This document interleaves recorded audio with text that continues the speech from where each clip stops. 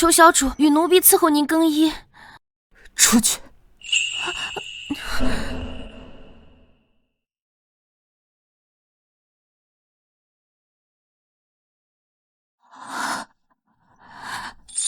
都还在。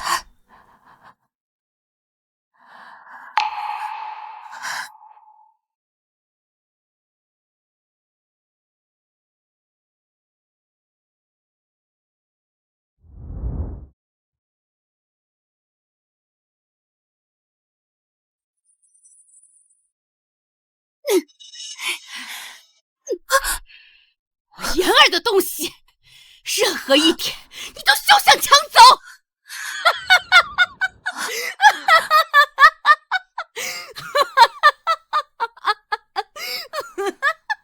娘亲，娘亲开门啊！娘亲，娘亲，娘亲开门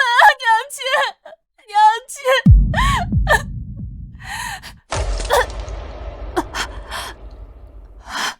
我以为人心都是肉长的，血浓于水，再冰冷的石头也会被误伤，直到他们将我手脚砍断，眼睛挖走。这东宫虽大，但没有你的落脚之地。没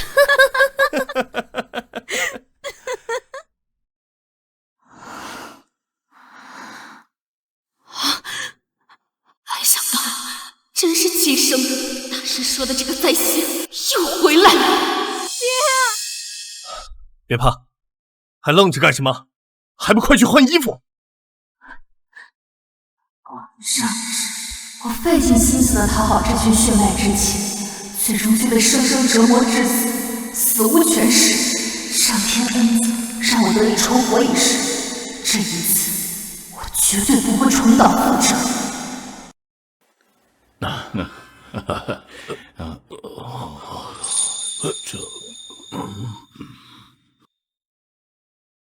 你为何不更衣？这皇家的颜面，岂是有你能遮住的？这衣裳太大了，穿不了。夕颜的衣裳哪里是你能碰的？当初我若是只剩夕颜一个，也不会难产坏了身子。这么多年缠绵病榻，你就是个灾星。是啊，哎呀。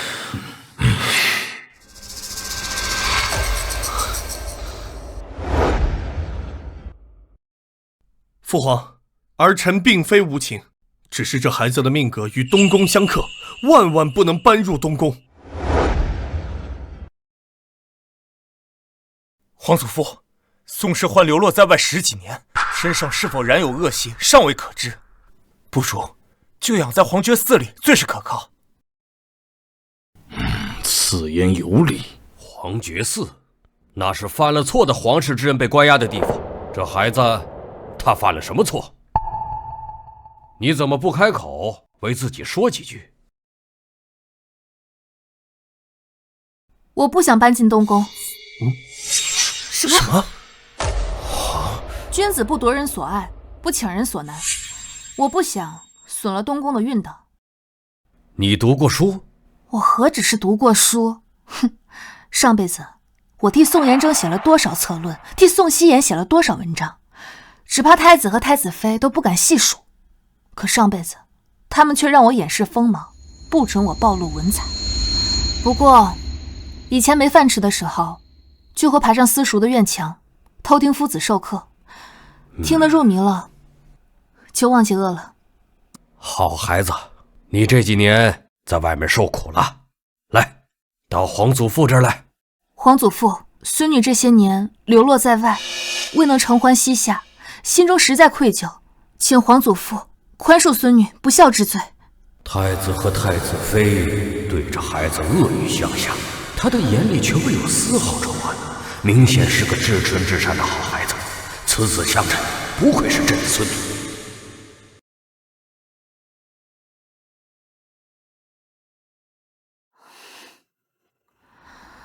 是皇家亏欠了你，你想要什么，朕都可以答应你。孙女，请皇祖父应允，我想换个父亲。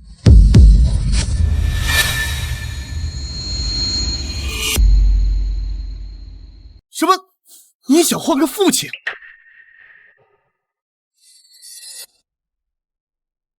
父皇，此子目无尊长，万万留不得呀！当年儿媳分娩之时，他被贼人掳走，儿媳日日以泪洗面，缠绵病榻多年。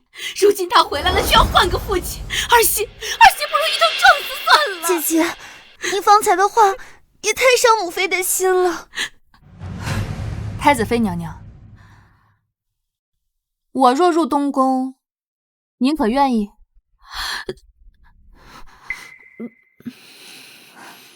想来太子妃娘娘是不愿的，可我就该去那皇觉寺吗？太子妃娘娘，今日是我第一次见到你，我穿的破烂，是因为我没有银子买衣裳；我面黄肌瘦，是因为我一日三餐从未吃饱过。可纵使如此，我从不曾怨恨，也从不曾走歪路，做恶事。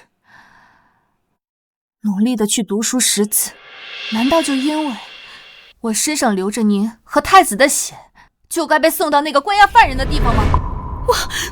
如此看来是有蹊跷，先看看吧。今日我便要殿前问母，我要让所有人知道，被东宫厌恶不是我宋氏欢的错，错的是他们。姐姐，你不许欺负我母妃，母妃，我害怕。怪就怪你命不好，你运势与东宫相冲，你我之间更是没有母女情缘。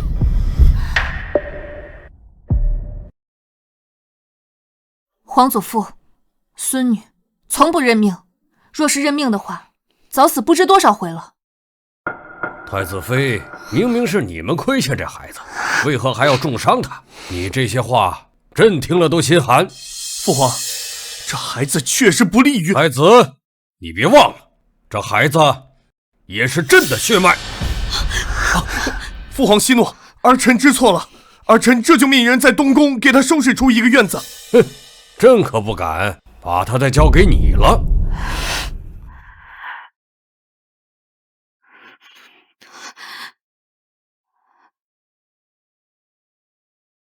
这是朕的4子齐王，府上有一嫡女。这是朕的3子楚王，府中有一嫡子，一嫡女。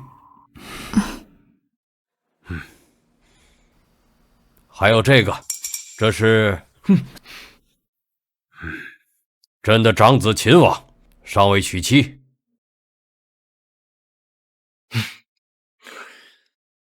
这京口预言，你且从中选一个，过继到府上。皇祖父，孙女选他。什么？什么？我选他。秦王宋玉，皇上和元后徐氏的嫡长子。元后生下宋玉不到2年，便在一次动乱中替元佑帝挡剑身亡。而后，他的妹妹续嫁给元佑帝，还生下了太子宋离。秦王和太子在上一世是水火不容，而他就是我要选的人。你在说什么？你要认秦王为父亲？是。哼，真是可笑。王兄虽是父皇的长子，却目无尊长，言行狂悖，不学无术。太子，你什么意思？本王如今膝下无子，刚好，你不喜欢他，那就把他让给本王，不是两全其美吗？再说了，本王作为哥哥，帮你这个弟弟擦擦屁股，那也是应该的。父王，你说是不是？你真的要选秦王？皇祖父，孙女确定。好吧，从今日起，你被封为福安郡主，就是秦王府的嫡长女了。多谢皇祖父。太子、秦王，跟我来，朕有几句话要交代你们。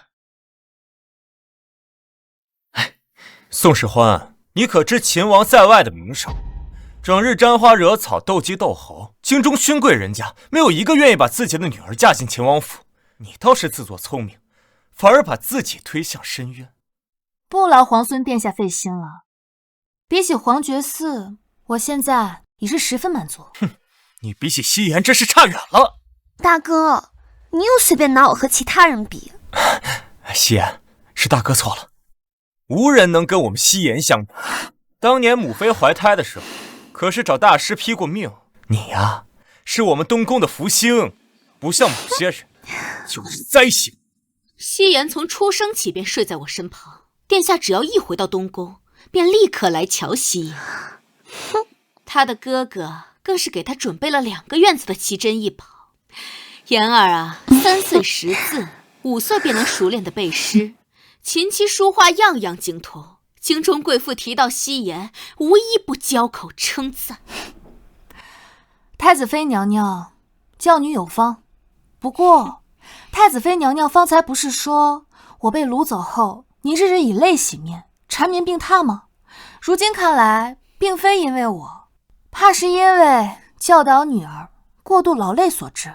你牙尖嘴利的东西！看来秦王日后是要好好管教管教你了。谁又在念叨本王啊？本王的孩子自然是天底下极尊贵之人，要吃有吃，要穿有穿，要靠山有靠山，何须看人脸色？自然也没有管教一说嘛。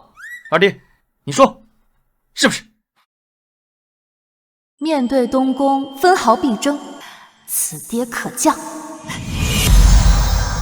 回府。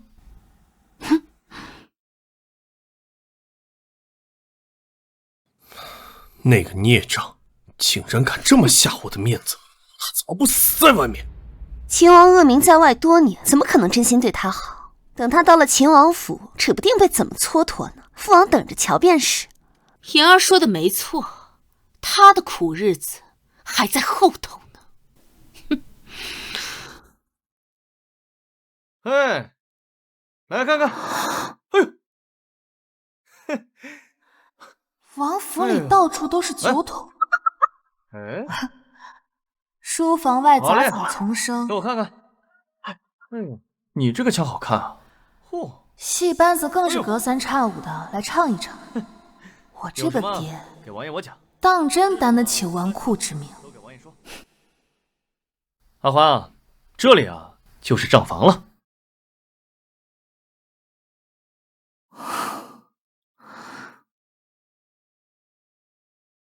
不过，你小小年纪看王府的账目做什么？哎呀，你放心，你父王我有的是钱，不会亏待你的。随便翻一本就亏空巨多，他难道一点都没察觉吗？唉，这爹真叫人操心啊！乖女儿，那你先看，本王先出府一趟啊。哎，等一下，怎么了？父王是要去斗蛐蛐还是斗鸡啊？这个你是怎么知道的？女儿刚来府上，只想父王多陪陪女儿。难道女儿还没有蛐蛐重要吗？哎呦，阿欢，怎么可能呢？斗蛐蛐哪有你重要啊？你比这蛐蛐重要千百倍。真的吗？本王从来不讲虚言。可昨日我想看父王养的蛐蛐，嬷嬷拦着我说您有令，不许任何人碰。我在父王心里定是比不过蛐蛐的。怎么会呢？蛐蛐算什么？你最重要。来人，把这些蛐蛐全都给本王送出府去。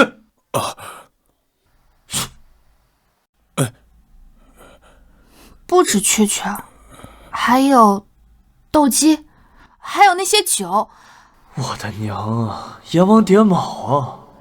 这小祖宗怎么说的全是本王最爱的东西啊！我知道，这几日父王没有来看我，都是因为那些东西。太子和太子妃都不喜欢我。父王，你是不是也不喜欢我？我就是个没人喜欢的孩子。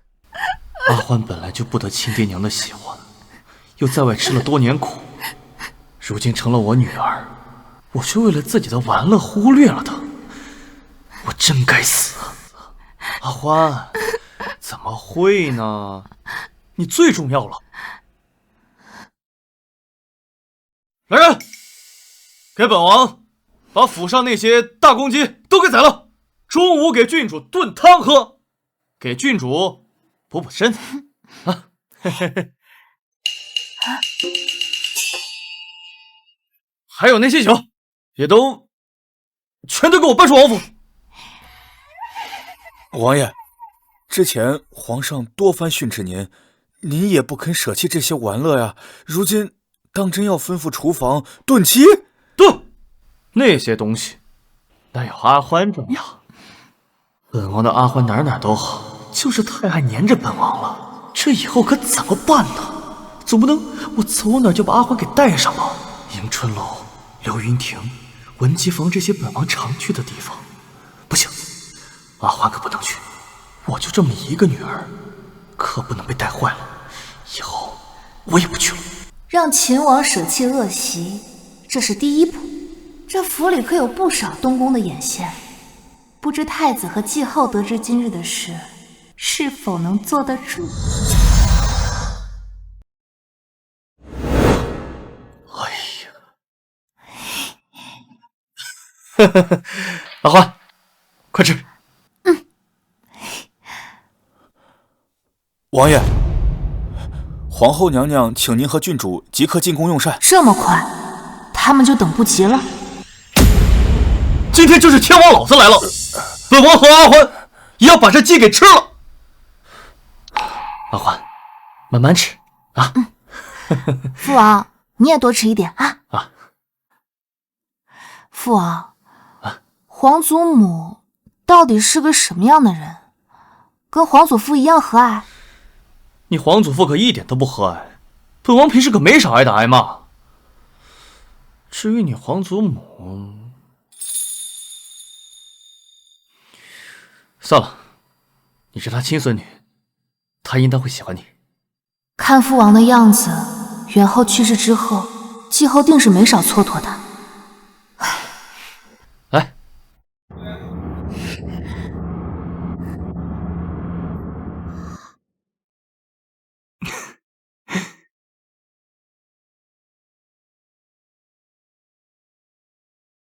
请他来宫里用膳，还要求着他不成？让一桌子人等他这么久。皇上请息怒，秦王可能是有要事在身，耽误了时辰。哼，他有什么要事？这个混账整日在外边鬼混，早晚把皇宫的名声给败光了。老头子又是这些话，听得我耳朵都要生茧了。哎。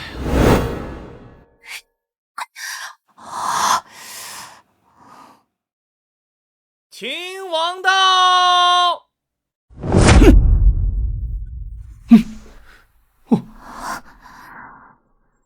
父王，你有什么气冲我来啊？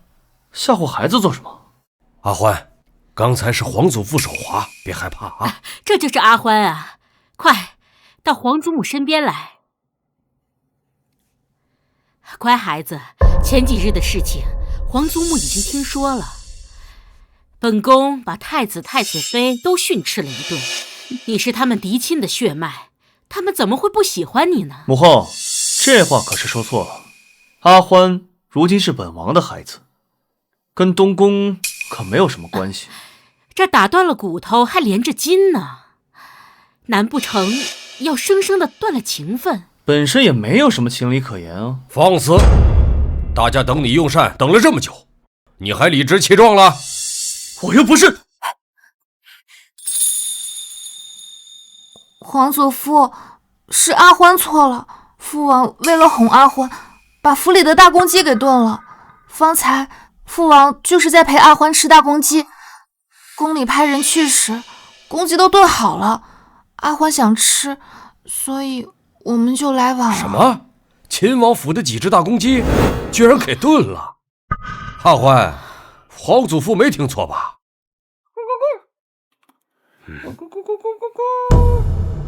成天就知道摆弄这些，成何体统？就是父王经常带着出府的大公鸡，全都炖汤了。还有蛐蛐，父王也全都扔了。还有酒，阿欢不喜欢，父王全都扔出去了。皇祖父，阿欢是不是太任性了？不任性，不任性。你父王以前玩的那些玩意儿，让朕生气了好几天。阿欢，你做的是对的啊！来人，把秦王府没吃完的大公鸡拿来热热，朕也要吃。怎么会这样？秦王不仅没虐待他，还对他这么好。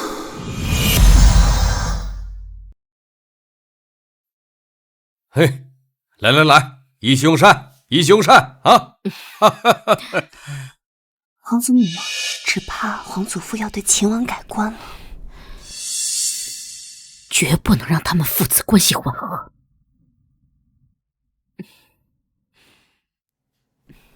皇上，自从秦王有了阿欢以后，倒是有几分像爹的样子了。若是当年秦王也能早早成婚生子，也不至于荒废了这么久。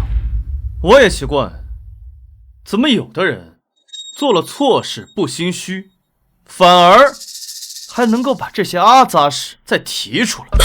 混账！现在都敢指着你抹红鼻子骂了，宋玉，你眼里还有没有朕这个父皇？我说了有错吗？当初要不是他从中作梗，皇上，不要打秦王，臣妾错了，臣妾以后不说便是。皇后不必替他求情，我大齐向来以孝治天下，朕怎么养了你这么一个大逆不孝的东西？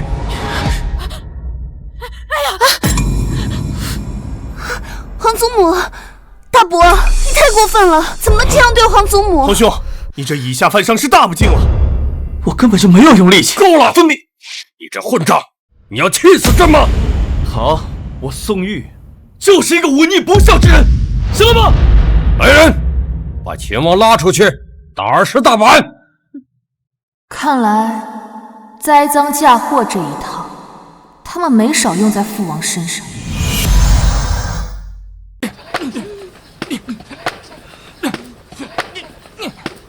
我让人特地打着重戏，要是秦王往后变成了残废，宋时欢就更别想跟我比了。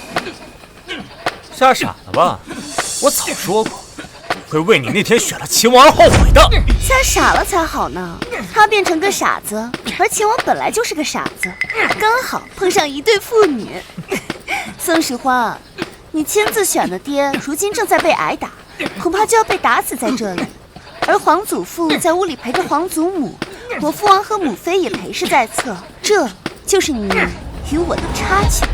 这太监下了死手，照这样下去，宋玉肯定会被打断腿。虎毒不食子，皇上不会这么狠心，这一定是你指使。挺聪明的呀，不过聪明有什么用呢？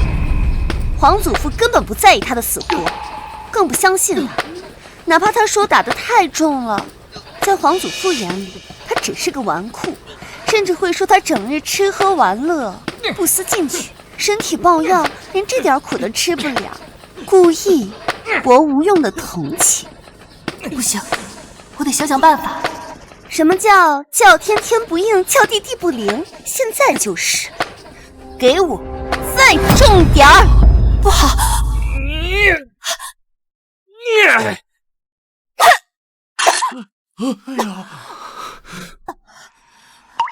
打在宋玉身上，皇祖父不信；到我身上，皇祖父一定会信。上消消气，秦王本来就纨绔，不争气。朕原本以为他能变好一些，现在看来是朕眼瞎了。阿欢，什么声音？皇上，您吃点菜。外面的事儿您不用担心。阿欢出了什么事儿了？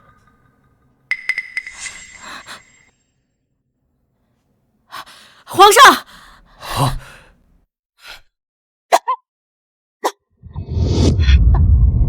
好疼！阿欢！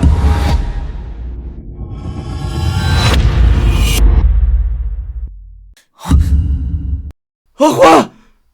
阿欢！阿欢！阿欢替我挨了一板子，快点给他叫御医。传朕旨意，叫梅太医。是。你们几个还那么愣着干什么？把人给我抬进去！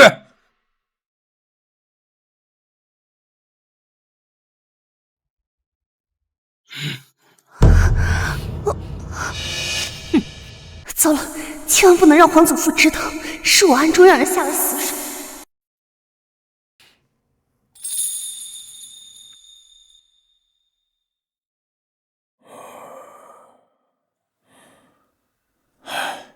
回皇上，郡主受了很严重的伤，需要好好调理。怎么会这样？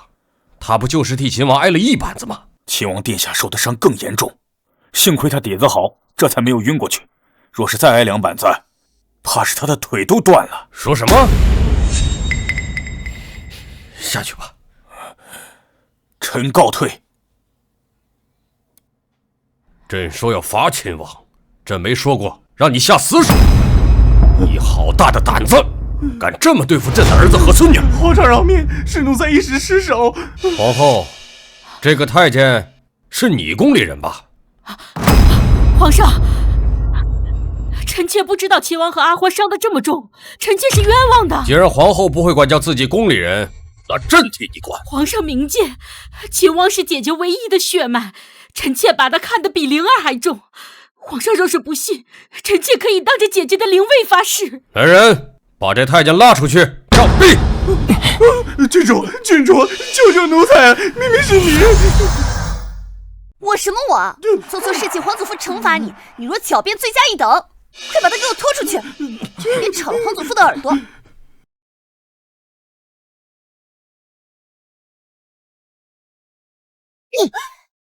当着你皇祖父的面耍小聪明，如今你真是胆大包天呢！皇祖母息怒，孩儿本以为就算板子打得再重，以秦王的性子也只会强忍。若不是有个宋世欢，等皇祖父知道板子轻重的时候，也已经晚了。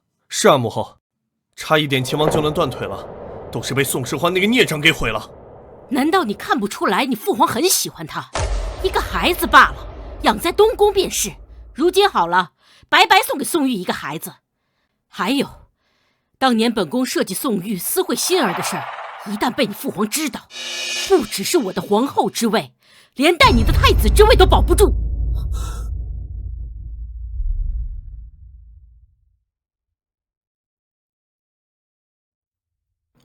阿欢怎么样了？回皇上，郡主已经醒了，但郡主本就比寻常孩子瘦小，那一仗又打到了他的脊背上。臣建议把郡主养在紫宸殿至少1个月，从这里到秦王府一路颠簸，郡主的身子怕是承受不住啊。这好说，让他住下便是了。这宫里所有的药材都可以给阿欢用，阿欢就交给你了。臣领旨。走，我们去看看。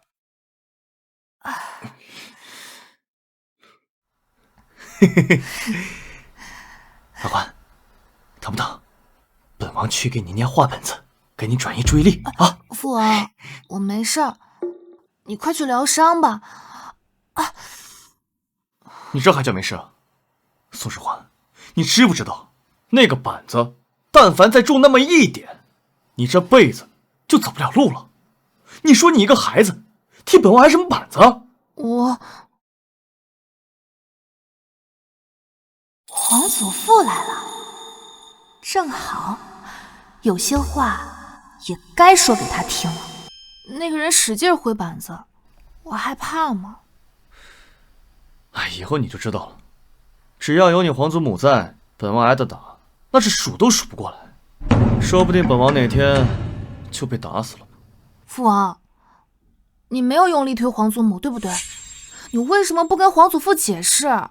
这样就不会被挨板子。那本王解释了，有人会相信吗？父王说的我都相信。我希望父王向我解释，你要是推了皇祖母，你就是坏人。阿欢不希望你是坏人。本王向你保证，绝对没有用力推你皇祖母。那本王推他，是因为不想你皇祖母横在本王和你皇祖父之间。那你之前说皇祖母陷害你的事情是骗人的吗？那当然不是，本王当年确实就是被你皇祖母算计的。我就知道，父王是天底下最好的父王。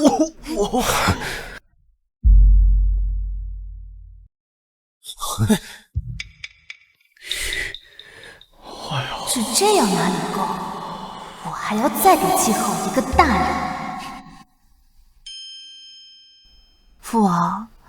你说皇祖母是你的娘亲，她为何如此待你？她才不是本王的娘亲呢。本王的母后在很多年前就去世了。本王现在对于你皇祖母来说，那就是眼中钉，肉中刺。怪不得，若是父王的母亲还在，肯定会心疼父王的。就像阿欢愿意替父王挨板子。你还敢提挨板子的事？下不为例。母亲，皇后要是真的关心亲王，怎么会眼睁睁地看着他挨板子？还有那俩太监，如果没有主子的授意，怎么敢对一个王爷下那么重的手？叫太子来见朕。儿臣拜见父皇。你打开看看，你干的好事。请父皇明鉴，儿臣绝无结党营私之心。那日之所以宴请宾客，是因为夕颜说牡丹花开得好，所以想请他们去瞧一瞧。就因为你女儿一句话，大费周折宴请数十个朝臣和宾客到京郊的别院赏花，你把朕当成什么了？这些事情平日里父皇都是睁一只眼闭一只眼的，怎么今日突然发火了？来人，把太子拉下去，狠狠地打！父皇，父皇，父皇，请父皇明鉴！父皇！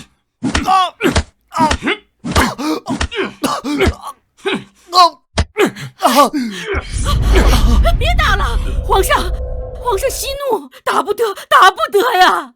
朕打自己的儿子，为何打不得？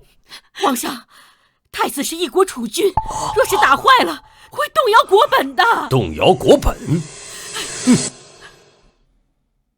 朕今日才知，皇后对秦王和对太子的态度就是这么不同。当年的事情，朕也得再好好查查。母后，那个孩子已经被记在秦王名下了。糊涂！你们当真以为灵儿挨的板子是因为她结的蕾丝？莫非皇祖父是心里有气，想替大伯和宋时欢出气？皇上也是从苦日子过来的，自然对他是十分怜惜。但有的时候，这么一丁点怜惜，就是千差万别。儿媳明白，可是秦王对她极好，她未必愿意再回头。他是你身上掉下来的肉，你只需要拿出对夕颜一半好就够了。才几日，宋玉就好像变了个人，把那些阿杂之物都给丢了。无论如何，这个孩子都不能留在秦王府。是，儿媳明白了。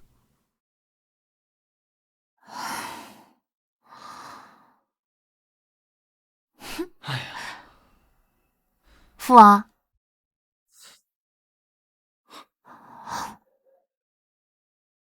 阿欢，你居然不喜欢看画本子，而喜欢看史书？父王，皇祖父说过，读史书能明理。我以前在外面都看不到这些书，不过有些地方我看不懂。父王，这一处是什么意思啊？真要了命！我打小就不爱去书房，怎么会知道是什么意思？书到用时方恨少啊！这个嘛，父王怕说错了，要么父王给你找个夫子。姐姐有什么问题问母妃便是。母妃可是当年京城出了名的才女，姐姐不必另请夫子。你身子怎么样了？陛下让我给你准备了千年人参补补身子。他们突然对我示好，事出反常必有妖。你要是愿意，可以跟我去东宫住，有什么不会的，我亲自教你。太子妃娘娘，就不劳烦你，我有什么不懂的地方，父王可以教我，是不是父王？那当然，不就是史书吗？我也懂啊。阿欢，父王去给你热杯牛乳，等着啊。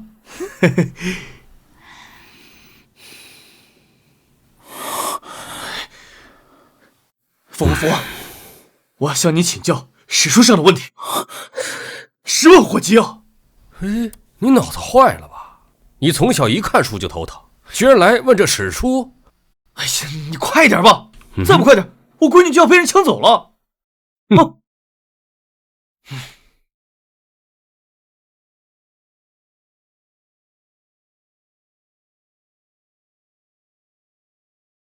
你明白了吧？这一段的意思就是这样了，听懂了吗？听明白了。父王，你可真厉害。你父王我上知天文，下知地理，何必劳烦一个外人？二弟妹，赶紧回去吧。既然如此，阿欢，我跟你妹妹明日再来。切！父王，他们明日还会再来。如果我再有不懂的地方，你也会跟我解释的吧？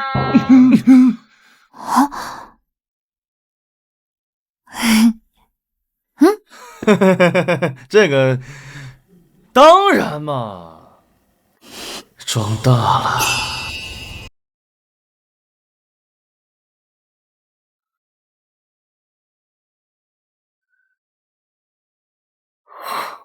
又是哪里不懂？好难！父皇，你还是给我找个通晓史书的夫子吧。从明天起，我要好好学习。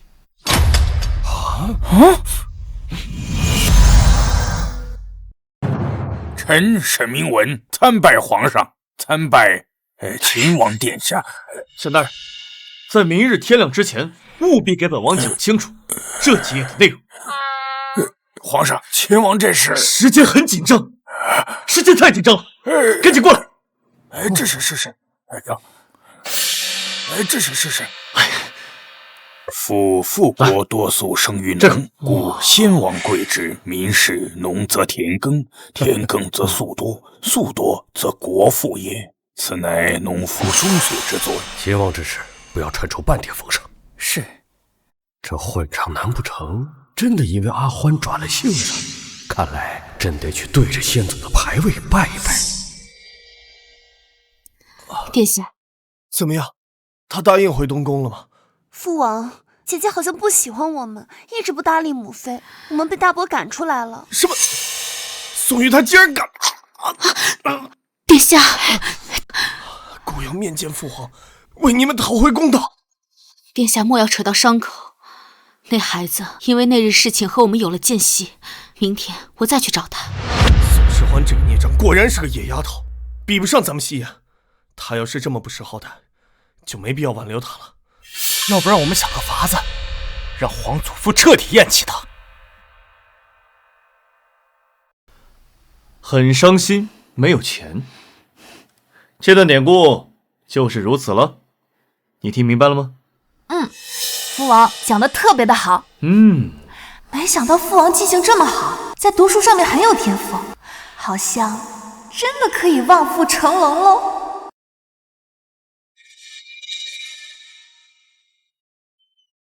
王爷、郡主，皇上请你们去正殿。没看到本王正在教女儿念书呢。找本王什么事？奴才也不知，应当是着急的事情。皇后娘娘还有太子妃娘娘都来了，还有程夫人。常夫人是太子妃的大嫂，也是京城有名的大善人，但眼下她恐怕来者不善。见过皇祖父、皇祖母。不知父王叫我们来有何事？阿欢，朕有件事情想问问你。常夫人今日进宫说，宫外传的废话爆料，你在宫外偷盗行窃，欺凌弱小，不知道是真还是假。胡说八道！阿欢怎么可能做这种事？本宫自然是相信阿欢，如今谣言四起，还得想个法子保下阿欢的名声。要是有人敢胡说八道，本王直接大刑伺候。大伯，无风不勤了，姐姐在外多年，我们都不知道她做了什么，说不定她就是犯了那些错事呢，不然别人干嘛指责她呀？没错，明明就是她有错，她又百般纵容，对他人用刑，传出去岂不是我们皇家仗势欺人，欺压百姓？你们什么意思？有人污蔑阿欢，还不许本王主持公道啊！你们简直……父王，哼，就秦王这个一点就炸的性子，定会惹恼皇上。到时候，皇上只会对他们父女都感到厌恶。既然此事与我有关，不如让我说几句吧。好，阿欢，你说。怎么回事？秦王怎么这么轻易就被这个丫头给安抚了？皇祖父，孙女有一事不明，我被人泼了脏水，为何不是坏人拿出证据，而是让我自证呢？我父王说的对，你应该先把那些坏人都抓起来，若是拿得出证据，孙女认罚；若拿不出证据，该受罚的就应该是他们。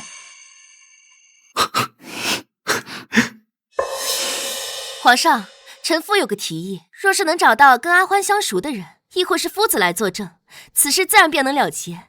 若是阿欢遭人非议，常家也是心疼的。证人已经准备好了，待会儿将证人带上来，定叫宋世欢百口莫辩。常夫人说的不错，不如……常夫人，可是我没有相熟之人啊。至于夫子，我也是偷偷的去听他授课，他连我长什么样子都不知道。什么？什么？阿欢，人怎么可能没有相熟之人呢？你莫要说谎！难道你这段时间都是独自一人，没人可靠吗？阿奶把我养到7岁便去世了。那他的子女，又或是他的街坊邻居，也定然和郡主相处啊。要是找到他们，便能证明自己的清白。你为何执着于让本郡主自证清白？郡主，你看似处处为我着想，实则一直逼我自证清白。若是那些所谓的相熟之人同样污蔑我，我岂不是跳进黄河也洗不清了？你到底是在帮我，还是在害我？你，郡主，臣妇绝无害您之心啊！皇上，还请您明察，常舅母可是京中有名的大善人，姐姐，你怎能如此重伤她？阿欢，你还不知道，常氏确实善名远扬，你怕是误会他了。皇祖父，是孙女说话不周了。既然常夫人是善人，那不如就让她把那些造谣孙女的人抓起来，好好审问，还孙女一个清白。也好，常氏，你可愿意？我之前特地找了跟郡主走得近些的人，早早把这些人收买了，就等着把一盆污水扣在他头上。如今让我去找谣言的源头，岂不是引火上身？常夫人像是不情愿，怎么，你很为难吗？臣妇没有为难，臣妇愿意。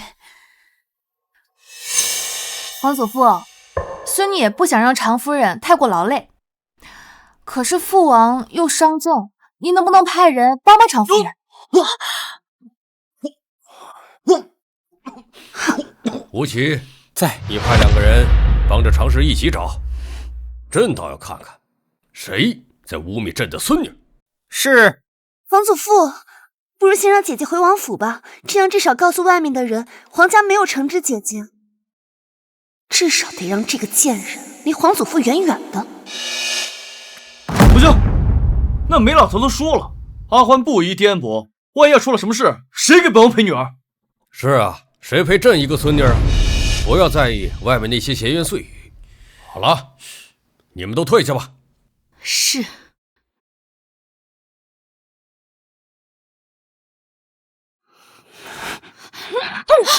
夕颜，你没事吧？夕颜，妍儿，妍儿，妍儿。夕颜，你好些了吗？怎么会突然吐血了？我今日被那个宋世欢给气倒了，气急攻心。该死的宋世欢，敢这么欺负你，我定要他好看。现在皇上派人和常家一起肃清流言的源头，我担心会连累常家人。这不难解决。你有办法？母妃，您只需要告诉舅母，若是造谣之人因愧疚而服毒自尽，自然就有了交代。哥哥说的对，斩草除根。好，我现在就去告诉嫂子，照顾好妹妹。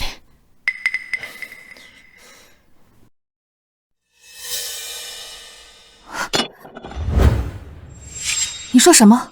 郡主，侍卫们找到散播谣言的那几人时，早就都没气了。探查后发现，他们早已服毒自尽。我以为能把常氏逼到了死胡同，至少能让皇祖父知晓谣言是常家散播的。没想到那些造谣之人竟然都死了。好一招釜底抽薪，是我轻敌了。哎呀，姐姐，这是怎么了？茶碗都打翻了。宋希言这么着急来看我的笑话，看来下手杀人的不是常家，而是他。我要是不高兴，反而碎了他的意。只是手滑而已。福运郡主来我这做什么？嬷嬷，沏茶。是。我今日来啊，是特意给你带了东西，里面是我的一些画作和诗句，让你欣赏欣赏。那我便收下了，多谢福运郡主。哼。嬷嬷，先别着急说。父王在皇祖父那里。是。你去告诉父王，就说福运郡主来了一趟之后，我便吃不下饭，愁容满面。这些话务必得让皇祖父听到。是。宋希言既然送了我一份大礼，我当然要给他回礼了。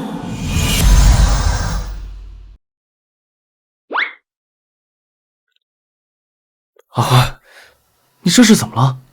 怎么不吃饭啊？是哪里不舒服吗？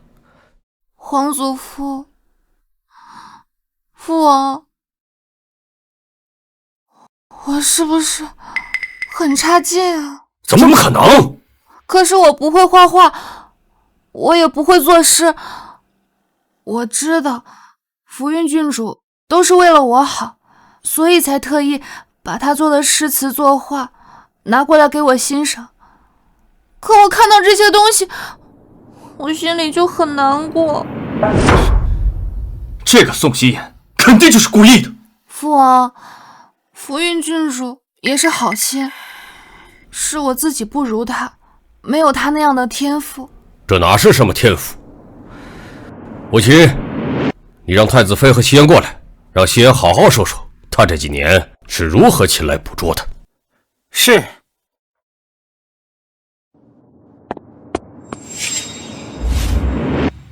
父皇，你们来的正好。太子妃，你赶快说说，希言这几年为了写诗作画，是不是废寝忘食？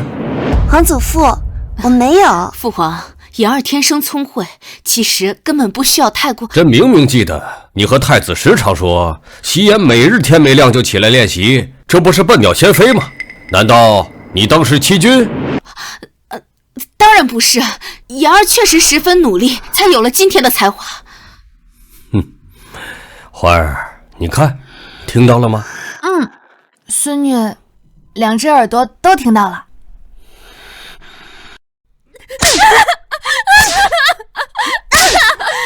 郡主饶命！郡主饶命啊！皇祖父凭什么说本郡主是笨鸟先飞？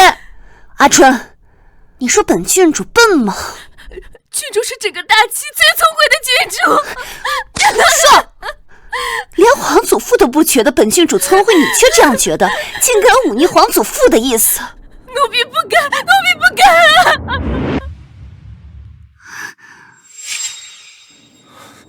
违逆圣意，来人，把这个宫女拖出去处置了。郡主饶命！郡主饶命啊！郡主，郡主饶命！郡主饶命啊！郡主。大哥，现在那个野丫头指不定多得意，指不定怎么笑话我呢。她居然反将了一军，倒是我们轻看她了。我要她变成小丑，就像宋玉一样，成为天下公认的草包。大哥，你一定会帮我的，对不对？那是自然，从小到大大哥什么事情没应过你？明日他就该回秦王府了。秦王府可不比紫宸殿，到时候我们的机会多的是。大哥，我就知道你对我最好了。那是自然。当初母妃怀你的时候，可是找福源大师为你批过命。福源大师说，母妃这一胎能保东宫繁茂昌盛。啊，大哥，这话我都听了无数遍了。不管你听再多遍，大哥也要说。大师说，我们曾经亏欠过母妃肚子里的孩子，千百年一轮回，才等到了如今弥补的机会。你呀，是我们东宫的福星，不像某些人是灾星，他只配被你踩在脚下，永远不能翻身。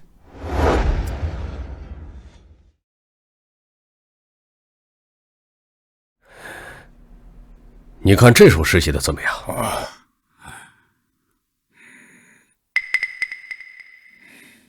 回皇上，此诗文采稚嫩，不忍一笑罢了。这是西园那个孩子的事，皇后和太子妃承认说有天赋，可朕实在没看出来。果然，沈清也这么说。臣以为远不如福安郡主的诗。哦，你才教了他几日，他就能做出好诗了？郡主过目不忘，触类旁通，在读书方面是颇有造诣啊。当真？好啊！老臣也没想到，郡主和秦王殿下都有如此的天赋。谁？朕没有听错，谁还有天赋？回皇上，是秦王殿下。哎呀，见鬼了！嘿，吴起，你把秦王和郡主都给我叫来。是。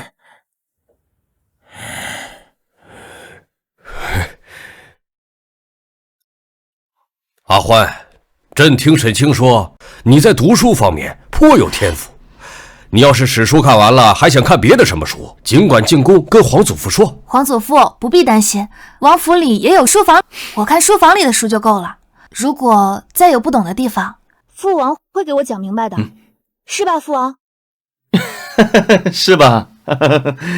阿欢，你们俩今天就要离开宫里了，你有什么想要的，尽管跟皇祖父说。在宫里，东宫不好下手，但我即将回王府，他们定会暗中谋害我。孙女想要一个贴身婢女，最好既会武功又懂医术。哦，为什么要一个这样的婢女呢？懂武功就能教我习武，懂医术就能把我养得白白胖胖的。好，朕答应你。那就多谢皇祖父了。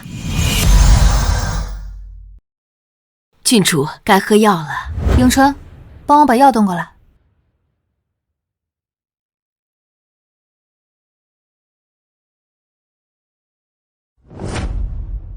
怎么了？可是这药有问题。郡主，这屋里的熏香味道太重，奴婢把药端去屋外闻闻。等等，嬷嬷，把熏香灭了。隔墙有耳，就在屋里闻。是。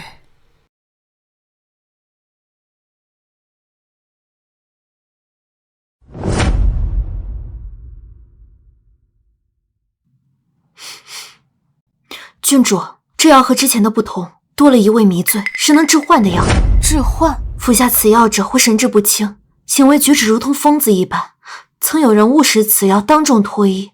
大齐认为此药有伤风化，所以将其列为禁药。禁药？哼！我这才刚回府，就有人想把本郡主变成疯子。郡主，要不要让王爷把这件事情禀告给皇上，让皇上来查明真相？不了。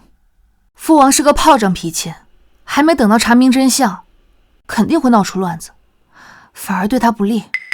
那郡主打算怎么做？如今我们势单力薄，如果要查的话，只怕一开始就会打草惊蛇。那我就趁此机会，把这满府吃里扒外的东西一并给除了。郡主慢些走，后院的花开得最好，老奴扶您去瞧瞧。郡主，暗处有人。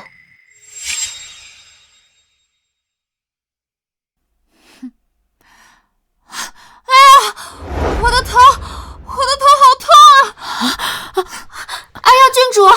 事儿吧？来人呐！快去禀告王爷！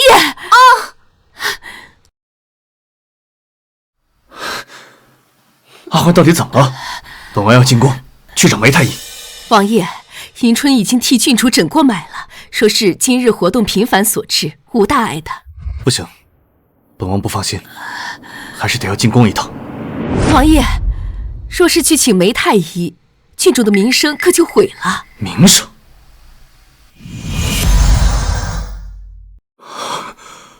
哎呀，阿欢，你没事吧？你别吓父王啊！哎呀，阿欢，父王，嘘，父王，我没事儿。那这是怎么了？阿欢，父王，我真的没事儿。你愿不愿意陪我演出戏啊？演戏？演什么戏？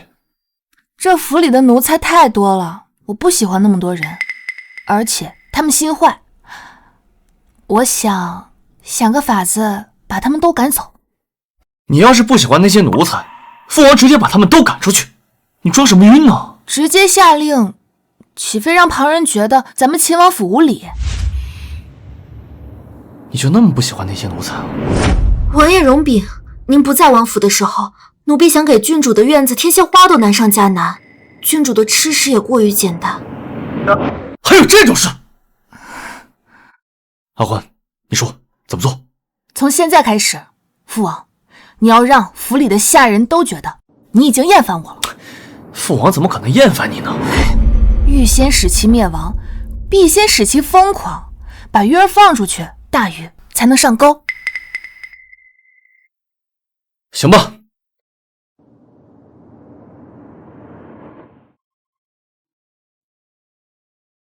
阿欢到底是怎么回事？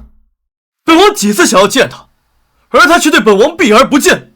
他心里还有没有本王这个父王？王爷恕罪，还请不要为难老奴。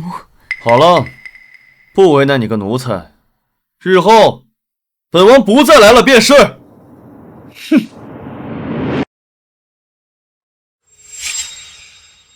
想不到父王的演技还真不错，都能去演话本子了。这几日府里的下人对咱们院是越发不上心了，送来的午膳都是凉的。昨日奴婢走在路上，还有个不长眼的想往奴婢身上撞，结果被奴婢一脚给踢飞了。踢得好！这府里的下人把自己捧得越高，马上就会摔得越惨。郡主，您之前说咱们府里很快就有客人来，是真的吗？算算日子，应该快了。其他人会以为父王对我失去了耐心，而下毒之人却会以为我是因为中毒不敢见父王，费尽心思来弄禁药，又怎么会忍得住不来看看自己的得意之作呢？郡主，东宫有人来了，快要到王府门口了。记住我跟你说的话。郡主放心，奴婢一定演一场好戏。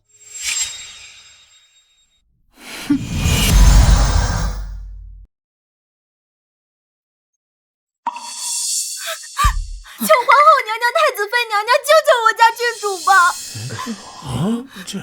这是哪出？这是对呀，府里的奴才奴大欺主，我家郡主被欺负的连口热饭都吃不上。今日我特地请皇祖母一同前来，可不是来替宋时欢做主撑腰的。是不是有什么误会啊？秦王向来对阿欢很好的，怎么会纵容府里下人欺负他呢？王爷这几日不在府内，府里的下人就蹬鼻子上脸，不把郡主放在眼里。宋时欢人呢？郡主她病了。病了就好，看来我让人下的药奏效了。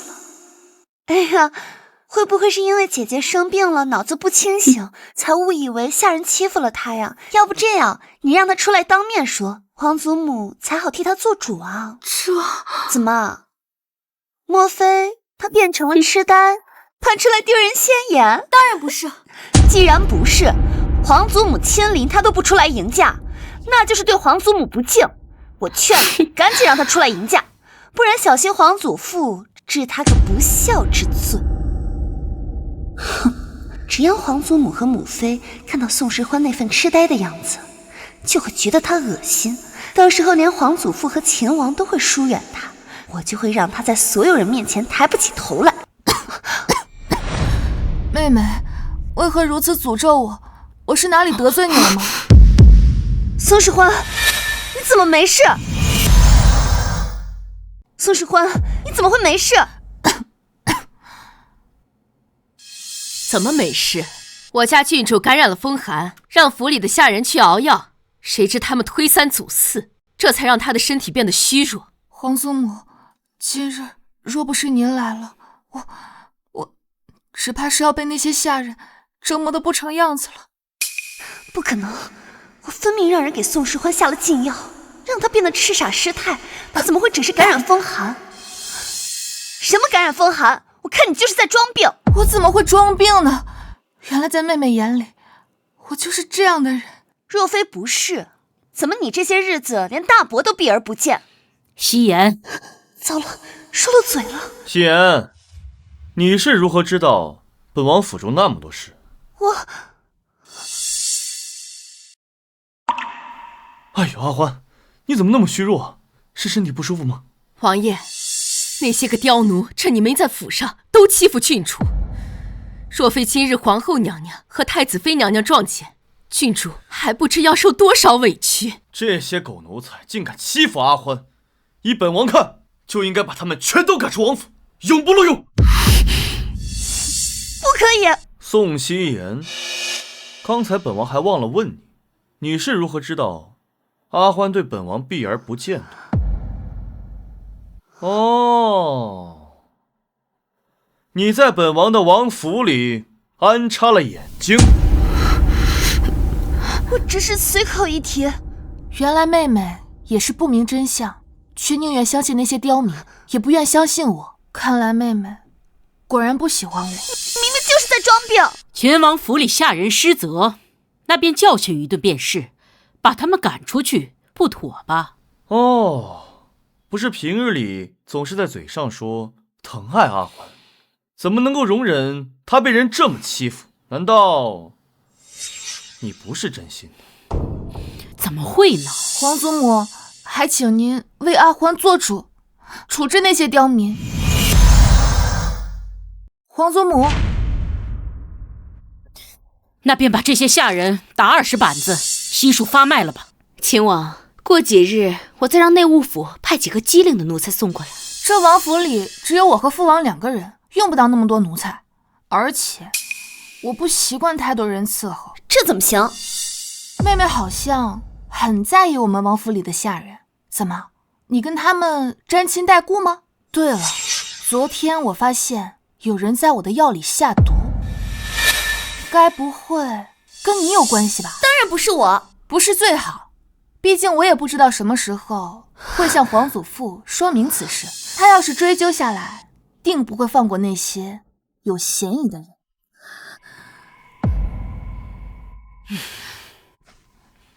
当心。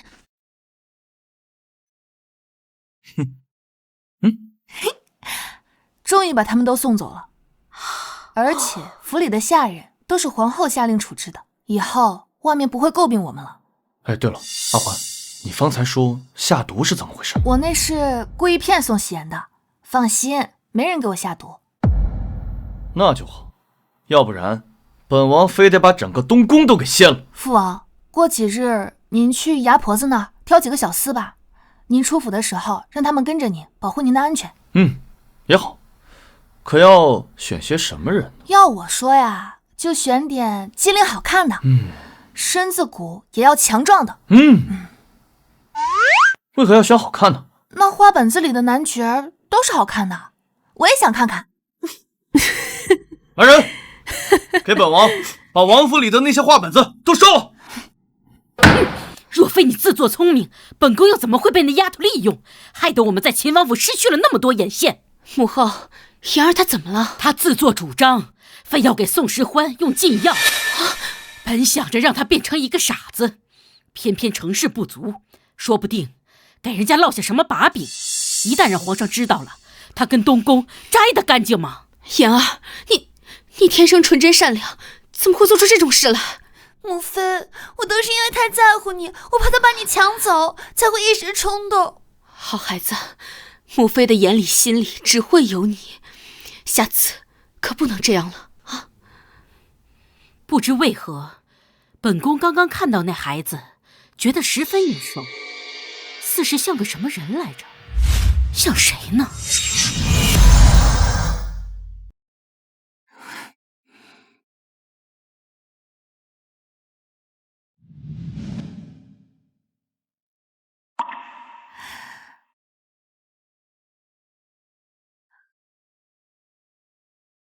奴婢这1个多月以来替郡主您调理身体，您这身上总算是长肉了，五官也长开了，变得白皙了许多，现在是个妥妥的大美人了。你就不要打趣了。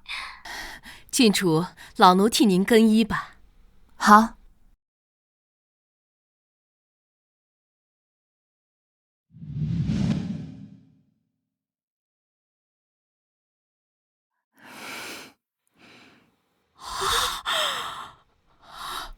嬷嬷，你怎么了？难怪，老奴总是觉得您越看越熟悉。今日方才发现，郡主，您的眉眼生得和元后极为相似。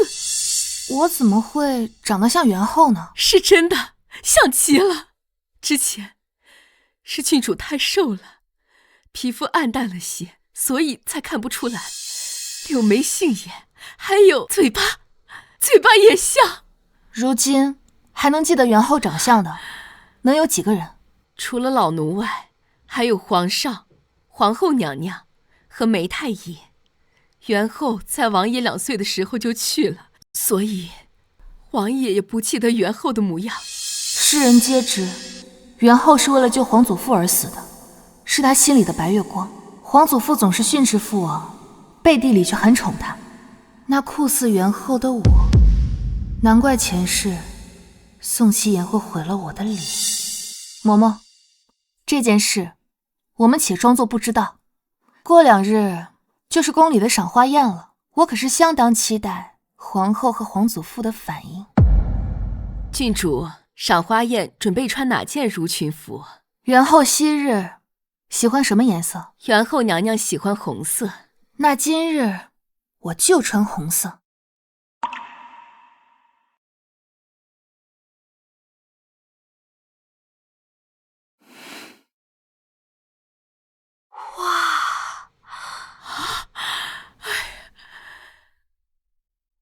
郡主荣华万千，今日定当惊艳所有人。走吧，该进宫了。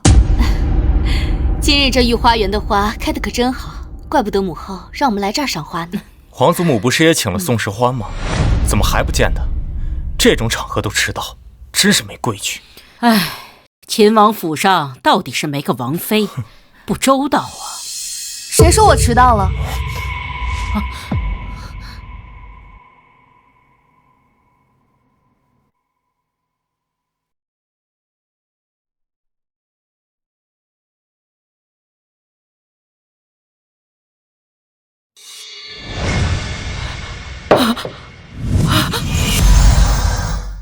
谁说我迟到了？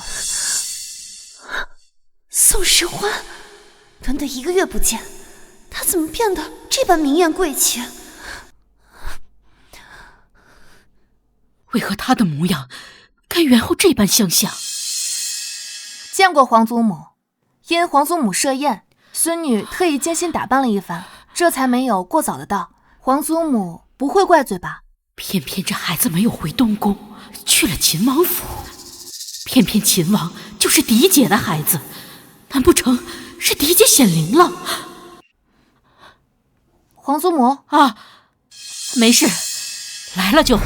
皇祖母看起来脸色不太好，该不会是身体抱恙吧？本宫无事，只是看到你的模样，让本宫想到一个故人。故人？孙女能有这样的福气？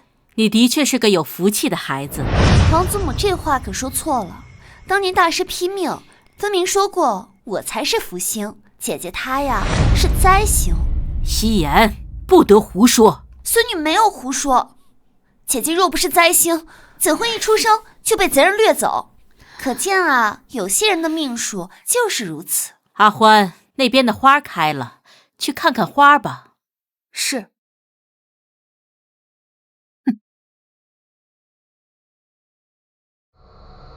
本本宫竟然之前不知道，她原来是这般模样。皇祖母，她今日确实刻意打扮，比平日精致了些，可你也不用反应这么大吧？依我看，还是夕颜更胜一筹。你们懂什么？她的模样酷似元后。啊！你说什么？元后？皇祖父对元后感情至深，他若和元后相像，那岂不是更得宠了？她若是留在东宫便罢了，可如今是秦王的女儿，这些天因为宋时欢，秦王大有改邪归正的样子。他父女俩一旦得势，哪还有你父王和你们的位置？母后，那我们该怎么办？若是毁了他这张脸，毁掉他这张脸倒是个好办法，可是在宫里不好贸然操作，免得闹大了对我们都没好处。这有何难？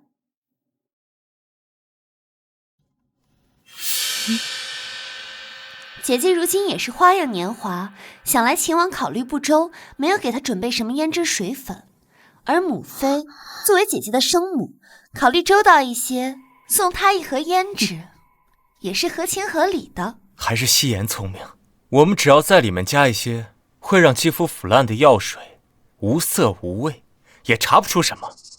一旦宋时欢使用，他就会肌肤腐烂，再也没有脸见人了。那就这么办吧。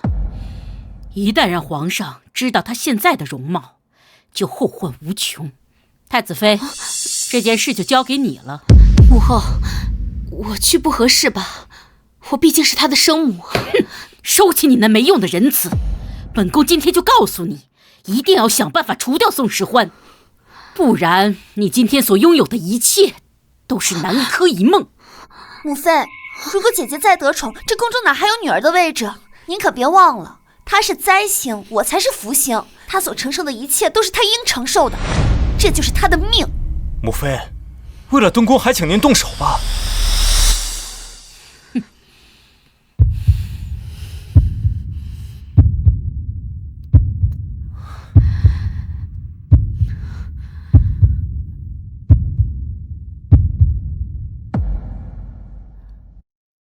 见过太子妃娘娘。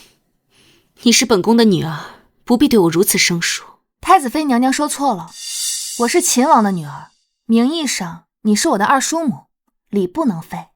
你既然这个孩子冷心冷情，就别怪我狠心了。罢了，本宫不跟你小辈一般见识，今日见你是比往常长大不少。既然是大姑娘了，更要多多打扮才是。这盒胭脂价值不菲，色彩绚丽，特别适合你，就当做本宫送你的礼物。这怎么好意思呢？收下吧，好好用。一会儿还要见你的皇祖父和外客，若是妆容寡淡，可上不了台面，多用一些，方才好看。那我就多谢太子妃娘娘了。把这胭脂拿去好好查看一下。郡主，只是胭脂而已，应该没什么问题吧？而且太子妃娘娘毕竟是您的生母，岂会害您？就算她以前没有亲手害过我，却屡次纵容宋夕颜对我动手，更何况我顶着这张脸出现在皇后面前，皇后怎么会容得下我？是，奴婢这就查看。味道倒是没什么异样，颜色也是正常胭脂的颜色。以防万一，奴婢先在手臂上试用一下。怎么了？好疼啊！这怎么会忽然起了红疹，还十分刺痛？郡主，幸好您谨慎，这胭脂有问题。我从前以为虎毒不食子，可没想到这人心竟是这世上最可怕的东西。那这件事是否要告诉王爷或者皇上？直接把胭脂拿过去，他们肯定不会承认在里面加的东西是想毁我容貌的，说不定还会倒打一耙，说我栽赃诬陷。我就将计就计。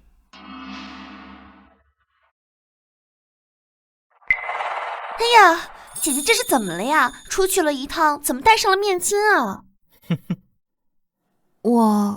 我觉得今日太阳太大了，防晒一下吧。皇祖母，我觉得有些累了，可否先回王府？这怎么能行？皇祖母说了，我们已经到了上女学的年龄，皇祖母特意请了女学的院长前来评判你我二人的资质，也好给我们分班啊。这资质优越的呀，就可以上甲班；资质差的呢，就只能上最差的丙班了。你现在要走，是临阵脱逃，不敢跟我比吗？宋希言，你什么意思啊？阿欢常年在外流浪，好不容易回来，怎么跟你比所谓的资质？秦王，你误会了。这位严院长是女学负责的女官，贵族女子入学是惯例，考核评判是必要的。说不定阿欢天资异禀，表现出众呢。是啊，秦王殿下，福安郡主是你的女儿，难道你要让她一辈子在王府不学无术吗？考评不难的，福安郡主不会，也是可以进入丙班的。只是什么？只是皇家子女还从未有谁能沦落到丙班的先例。如果福安郡主进入了丙班，恐怕会惹人笑话，让皇室蒙羞。你父王，不知严院长想考察我什么？今天的考题是琴技。哼，我的琴技从小就有名师指点，父王和母妃多次夸赞过，连皇祖父都十分认可。宋时欢就是个野丫头，多半连琴都没碰过，再加上他这张烂脸，就等着颜面扫地吧。凭什么？我的阿欢若是比起文史诗词，未必输他呀。可若比琴技，阿欢也没学过。抱歉了，秦王殿下，女学的规矩不可破。难道要为了福安郡主一个人破例吗？比琴就比琴，无法。哎呀，阿欢不能比啊！他们这摆明了就是欺负，就是要羞辱你啊！本王这就去禀明父皇。父王别担心，我以前在宫外的时候，在一家琴房打过零工，里面的琴师指点过我，我是会弹的。那也只是指点过你，你也没有正经学过呀。你是不知道，那宋希言光是教授琴技的老师就有4、5位，太子妃的琴技那也是响当当的，他可没少教宋希言，你比不过他的。父王别担心，大不了就输呗，我一个在外流浪多年的人，输了又不丢人。可我要是赢了，希言妹妹丢人要丢到外祖家了吧？装腔作势，就凭你还想赢我？福运郡主，开始吧。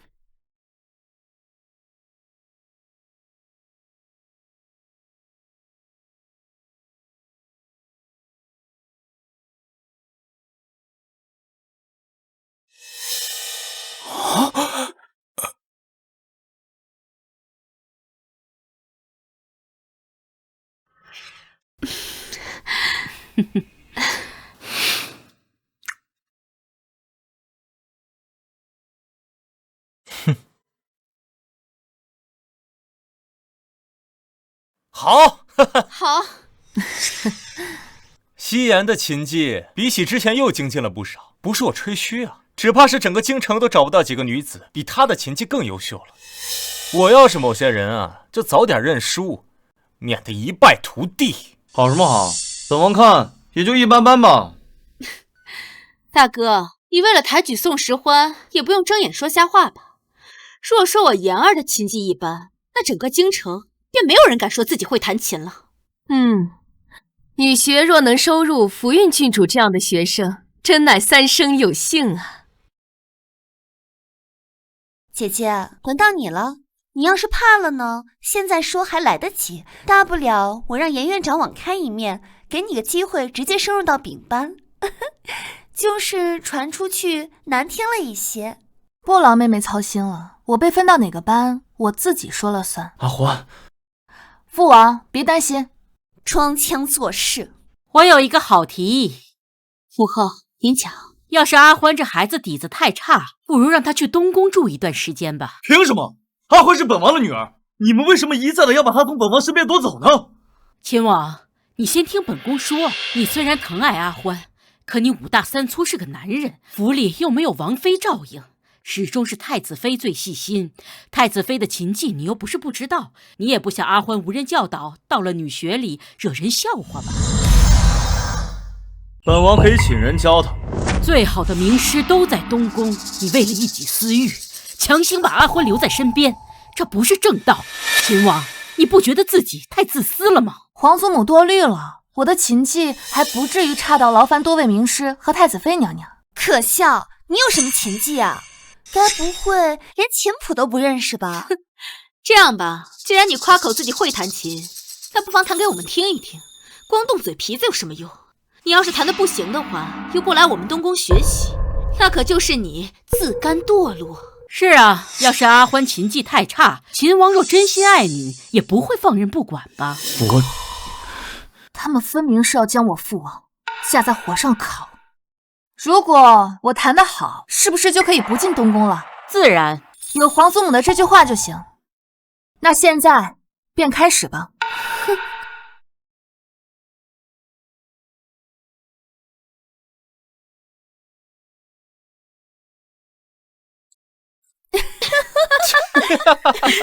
姐姐，你这是做什么呀？是在玩过家家吗？我只是先热身而已，调一下琴音。好戏现在开始。哼。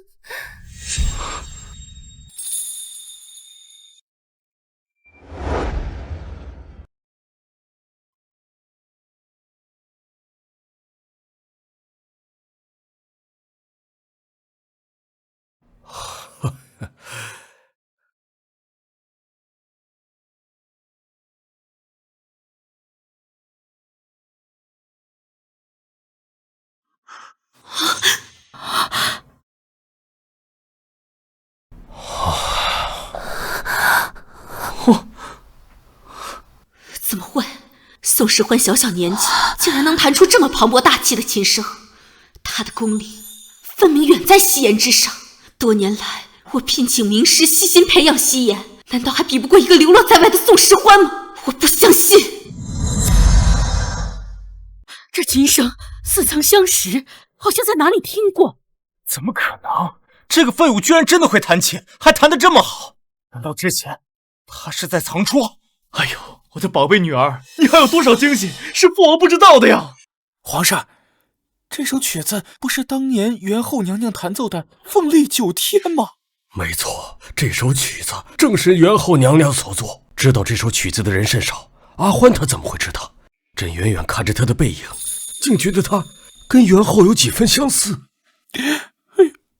皇后娘娘，这首曲子是元后娘娘当年亲手所谱写的《凤丽九天》。不可能，这只是像而已。她一个野丫头，怎么能弹出《凤丽九天》呢？不会的，你就是个野种，有什么资格和我比？更不可能弹得比我好。宋时欢，停下！你给我停下！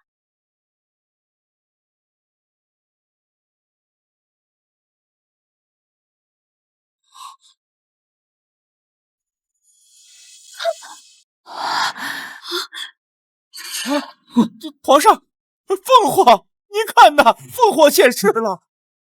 阿芬，是你吗？是你在天显灵了吗？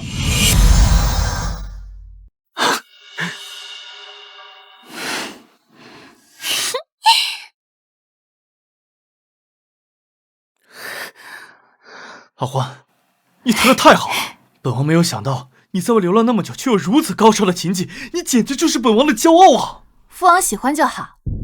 你为何会弹琴？我先前就说过，我在外流浪的时候，偶尔接受过琴店师傅的指点，所以是会的。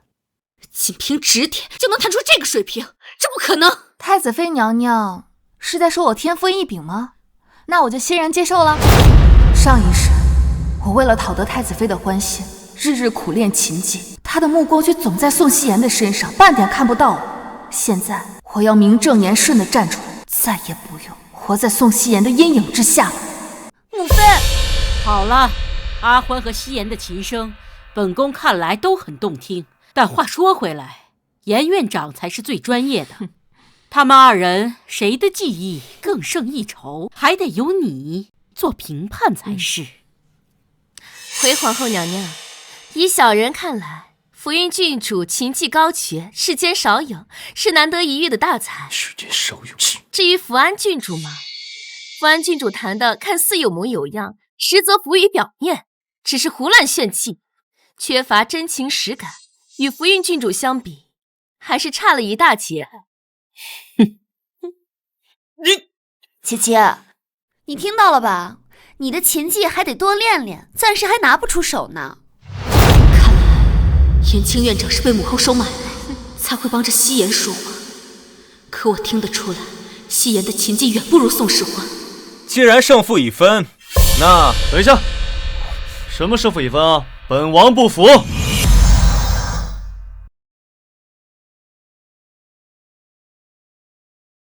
依本王看，你这个女学院长就是名不符实，德不配位嘛。刚刚我们阿欢弹的琴声如此的动听感人，连凤凰都出现了，这可是10年难得一遇的奇观。这说明上苍都被感动了，而你却恶意针对我们阿欢，你是何居心？秦王殿下，你虽贵为秦王，也不能这么攻击我吧？您自己都不通才艺，有何能力评判好坏？小人弹琴多年，在京城颇有名声，难道我的评判还比不上您的吗？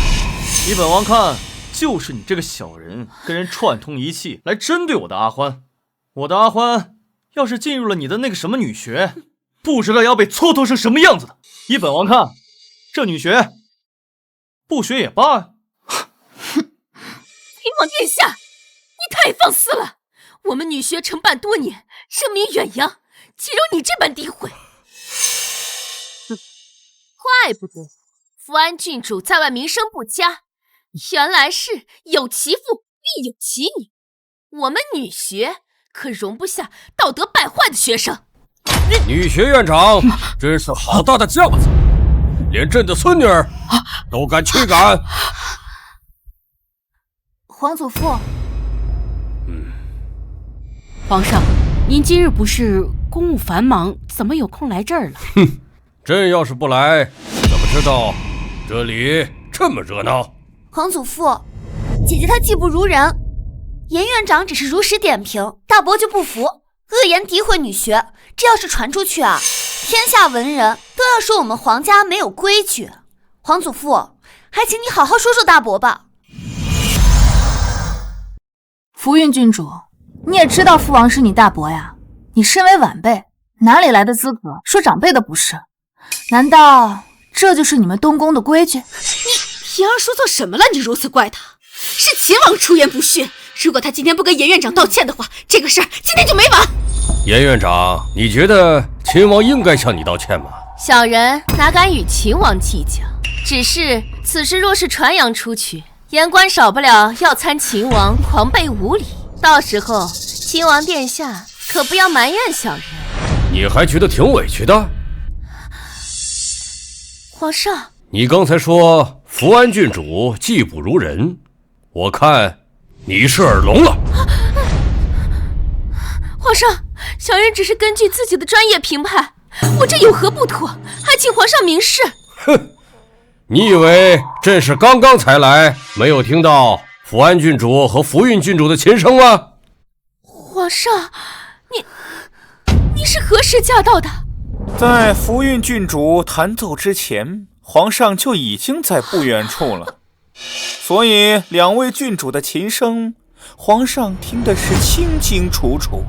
你身为女学院长，连谁的琴技水平高低都分辨不出。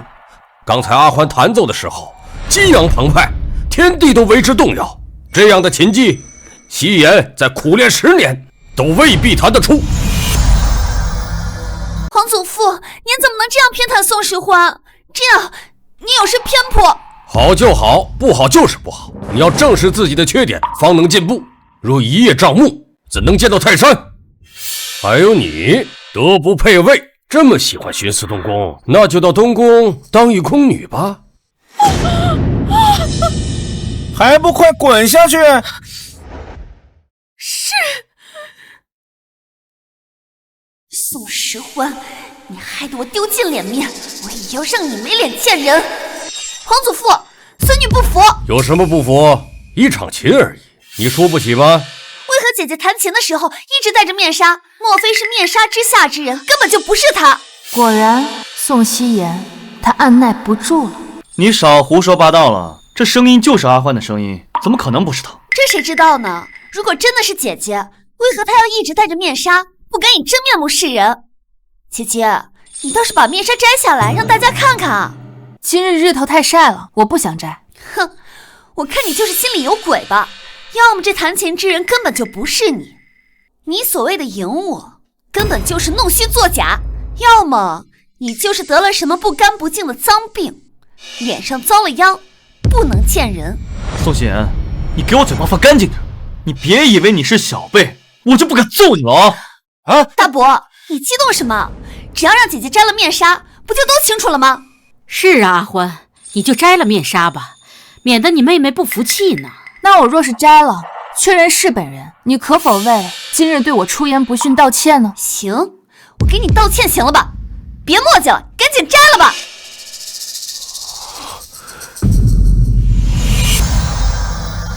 赶紧摘了吧！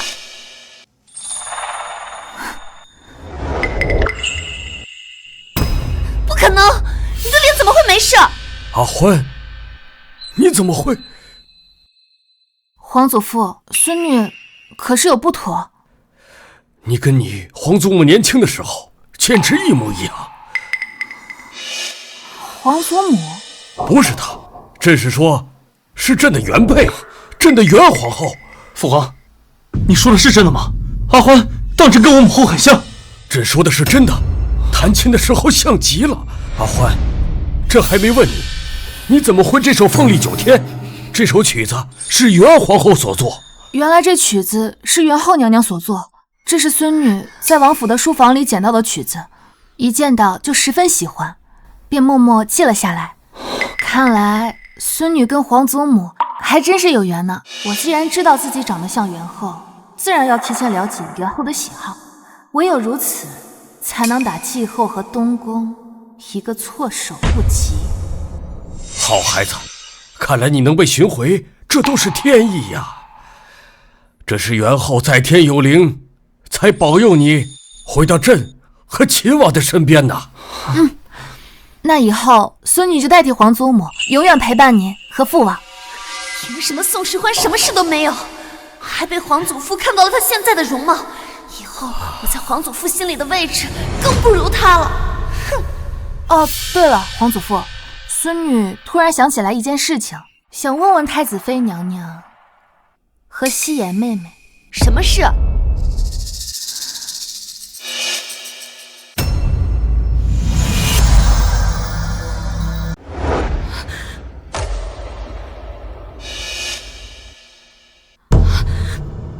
这是胭脂，这是方才孙女在花园里赏花的时候，太子妃娘娘送给我的。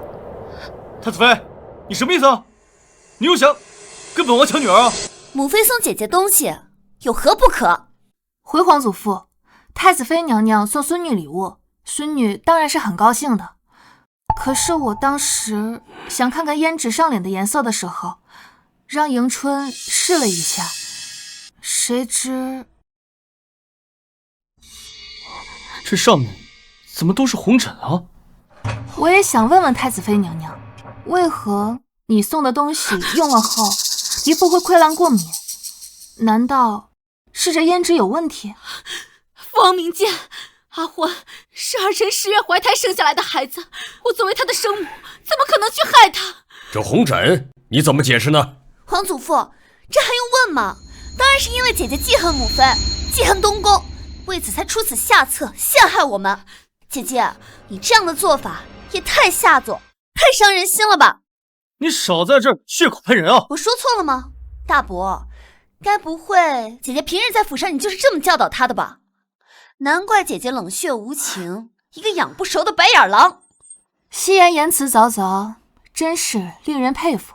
可我有一事不明，刚才我戴着纱巾的时候，你似乎已经猜到我的脸已经毁容了，还说我可能得了什么脏病，而且你急不可耐地拽下我的纱巾，更是掩饰不住的意外。当时皇祖父就在跟前，可是亲眼目睹了。皇祖父，他污蔑我！夕颜，你当朕是傻子吗？你给我回去，把女则女戒好好的抄10遍。如果再有下次，这一定叫人用刑了。皇祖父，您消消气，今天的事情可能是我误会了，另有隐情呢。哼，能有什么隐情？我以为夕颜在东宫好生教养，本该是个好的，现在看来怕是宠坏啊。就是，阿欢，别替他说话。我也是在担心，这个胭脂本身就有问题。怎么可能呢？皇祖父，夕颜妹妹说的也有道理。阿欢，你怎么回事？你怎么还对她说话？父王，这胭脂盒上写着红之阁3个字，我瞧着怎么有些眼熟呢？红之阁，那是我们王府的铺子呀。你还知道这是王府的铺子呀？这几年账面上一片亏空，我如果再不想办法帮你管管，就亏大了。是吗？既然是王府的铺子，皇祖父，我担心是误会夕颜妹妹，更担心铺子有什么问题会伤害其他百姓。要不然您派人跟孙女去看铺子，查清楚，这样我们都能放心了。也好，吴奇，跟他们一块去吧。是，老奴领旨。阿欢，这葫芦里卖什么药啊？父王，你等下就知道了。哎，夕颜，哥今日好不容易带你出宫，开心点啊！大哥，我被宋世欢搞得这么惨，还被皇祖父责罚抄书，我脸面都丢尽了，哪能开心得起来啊？一次不行，还有下次，机会多的是。你若是闷闷不乐，可就不漂亮了。你看，前面就是红之阁，喜欢什么尽管挑，我让掌柜给你留了些好东西，都是外人看不到的。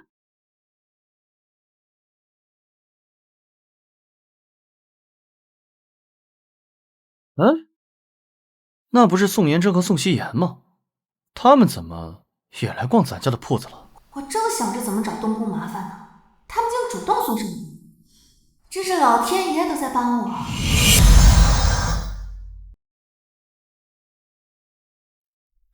郡主啊，这个，还有这一排，我全都要了。好嘞。郡主，东西都装好了，您大驾光临，以后若是有什么需要，尽管吩咐小的。大哥，买好了，我们走吧。好。夕颜侄女儿，是不是忘了什么事？大伯，你为何在此？我只是和大哥一起出来闲逛罢了，这你也要管？闲逛我管不着，但你买东西不管，是谁交给你的？这是常家的铺子，大伯，好像跟你没什么关系吧？常家的铺子。告诉宋希言，这铺子到底是谁的？这不是秦王殿下吗？就算您是王爷，也不能随便动手打人吧？而且刚才这位姑娘都已经说了，这是常家的铺子，关您秦王府什么事儿啊？大伯，你这样闹事，若是皇祖父知道了，定要治罪的。说的没错。父王，您不是说要带我来看看王府的铺子吗？王府的铺子，这铺子到底是谁家的呀？你胡说！这掌柜的是常家的人，这铺子是我舅母常夫人的，怎么就成你们王府的铺子了？常家可是我母妃的母家，我拿自己家外祖家的东西，谁也敢拦着？今日就算是我把店里都搬空了，你们也休想阻止！夕颜，小声些。大哥，怕什么呀？这本来就是我们自己家的东西，这些年我们买自己家的东西何曾付过钱？哪里轮得到他们秦王府的人指手画脚？原来东宫这些年在红之阁买东西从未付过钱，难怪这红之阁看着生意好，但我们王府的账面上却一直亏空呢。好你个吃里扒外的！你拿我的钱去接济东宫，你好大的胆子！大伯，你不要无理取闹了，你们父女俩一唱一和，真把这当自己的东西了，真是没脸没皮。我看这样吧，不如让人去把常夫人请来，当面说清楚。常夫人可是京城有名的大善人，总不至于用别人的银子做善事。叫就叫，等我舅母来了，丢脸的可是你们。宋世欢，这么多人看着呢，此事不如我们就回宫处理。这事闹大了，对大家都不好。父王，颜真哥哥这说的是什么意思啊？我好像没听懂。他呀，心虚了呗。哦，来人，让周围人都散开！啊，皇孙殿下，这是作甚？红之阁每日客人多得数不胜数，这不仅要给我们秦王府一个交代，也要给百姓们一个交代，得让百姓们知道他们的银子到底到了谁呢？是不是啊？这说的倒是，我们可都是红之阁的老客户了，今天怎么说也要知道老板是谁吧？常夫人到！这是怎么了？大家都聚在铺子里。舅母，你来的正好，你来告诉宋时欢和大伯，这铺子都是你的，他们竟然在别人的地盘这么闹事，得把他们赶出去。常夫人，你说这铺子到底是谁的？这铺子确实是我代为管理的。怎么样？大家都听到了吧？代为管理是什么意思啊？常夫人，我再问你一遍，你确定这铺子你是老板？我劝你想清楚再说，毕竟这铺子的归属权在谁的手里，官府可是有备案的。这种事如果乱说的话，是要被抓去官府审问的。你吓唬谁呢？要抓也是抓你们，把别人的东西说成是自己的，不要脸。舅母，今日店里这么多人，要是说不是我们的，传出去对东宫不利，你要想清楚。这铺子就是常家的，大家都听到了吧？这铺子是常家的，不是他们秦王府的。可是这对秦王父女却想要鸠占鹊巢，太过分了。哎呀，我就说嘛，这东宫的郡主还有皇孙殿下，怎么可能买了东西不给钱呢？而且这常家一向都是出手阔绰，这些年做的善事，那可都是名声在外的。原来这都是秦王府找的麻烦。常夫人，我和父王已经给过你机会了，既然你不珍惜，那就不能怪我们不留情面了。郡主，你这话是何意啊？父王，我们请吴公公进来。吴公公到！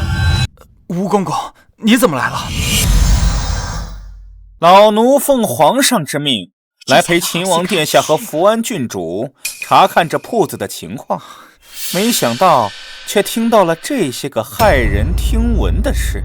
吴公公，既然你都听到了，就该将这件事情原封不动地告诉皇祖父，他们这么针对常家和东宫，须得重罚。老奴愚钝，不知秦王和福安郡主怎么针对东宫和常家呢？他们想抢我们的铺子，还不算针对吗？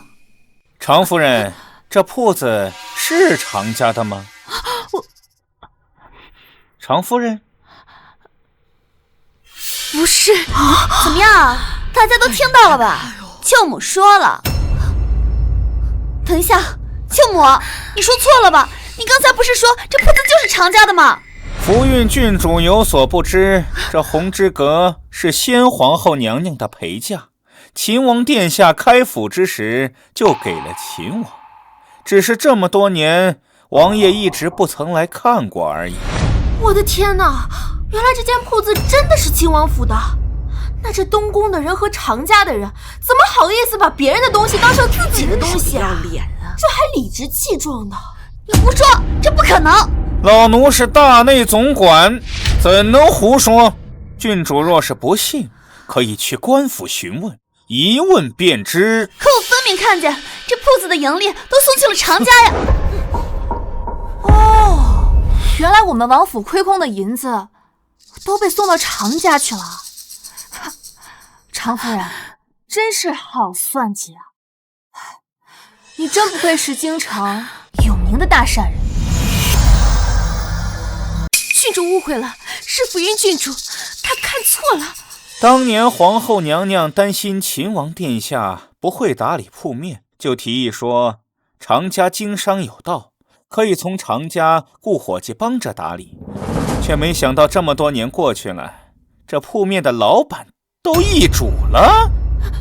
吴公公，不是这样的，都是这个掌柜的不懂事，连东家是谁都分不清楚了。我一定好好的教训他，让他给秦王殿下和福安郡主赔罪。大伯，这件事情我们一定会调查清楚，不如今天就先让他们散了，这件事我们回头再说。何必之后，现在就能查清楚。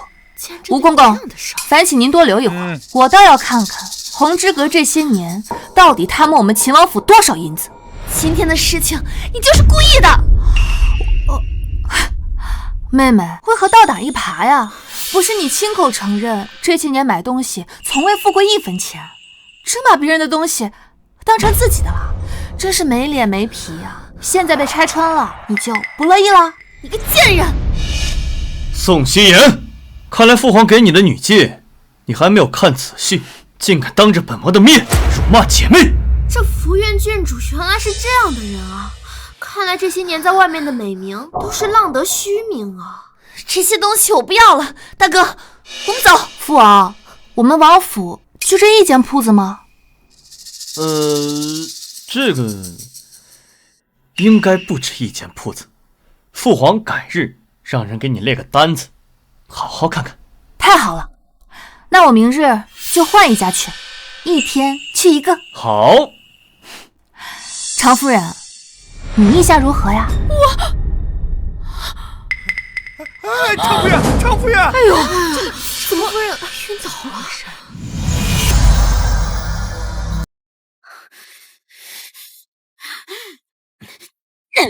看看你出的馊主意，非要用胭脂去害宋时欢，让他注意到了红纸阁不说，你还在红纸阁里大放厥词，闹得老百姓都知道东宫贪得无厌，把秦王府的东西占为己有。不是皇祖母说不能留着宋时欢那张脸，我才想办法对付他。你还委屈上了？你是为了我，还是为了你自己啊？母后您消消气，言儿他还小，您就别骂他了。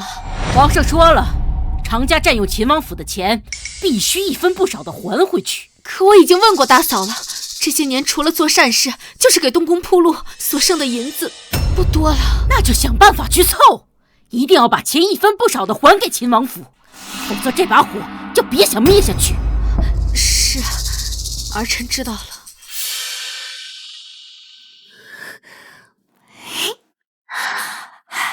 这么多钱，郡主，奴婢从小到大都没有见过这么多金子。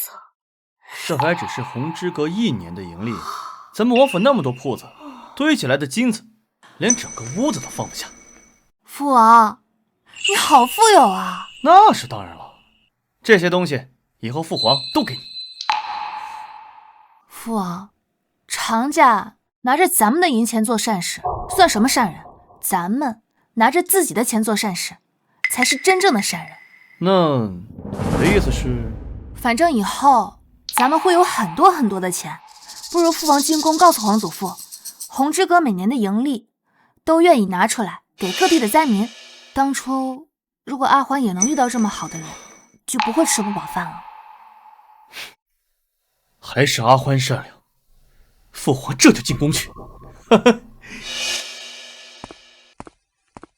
常家可是东宫的靠山，我偏要把常夫人一点一点从大善人的位置上拉下来。父皇，您是不知道啊，阿欢就是想帮那些灾民，因为阿欢小时候没人帮他，受了太多苦。那么高的金山，阿欢想都不想就要把红之阁每年的利润都捐给灾民。不愧是朕的孙女啊！父皇，您呢，找个时间去我府上搬金子去吧。难得你有这么大方的时候啊！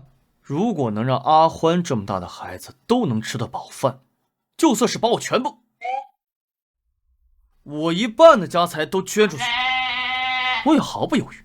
为君者要能把百姓放在心里，朕这4个儿子里，只有秦王有一颗慷慨济世的心。金子朕就不搬了，你要想做善事，就以你秦王府的名义就行。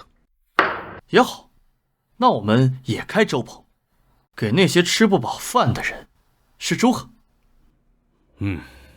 还有一件事情，近来户部尚书告老，户部缺一个主事的官员，就由你先顶上，替朕管理户部吧。没问题啊，我现在经历铺子备战一事，会算账多了。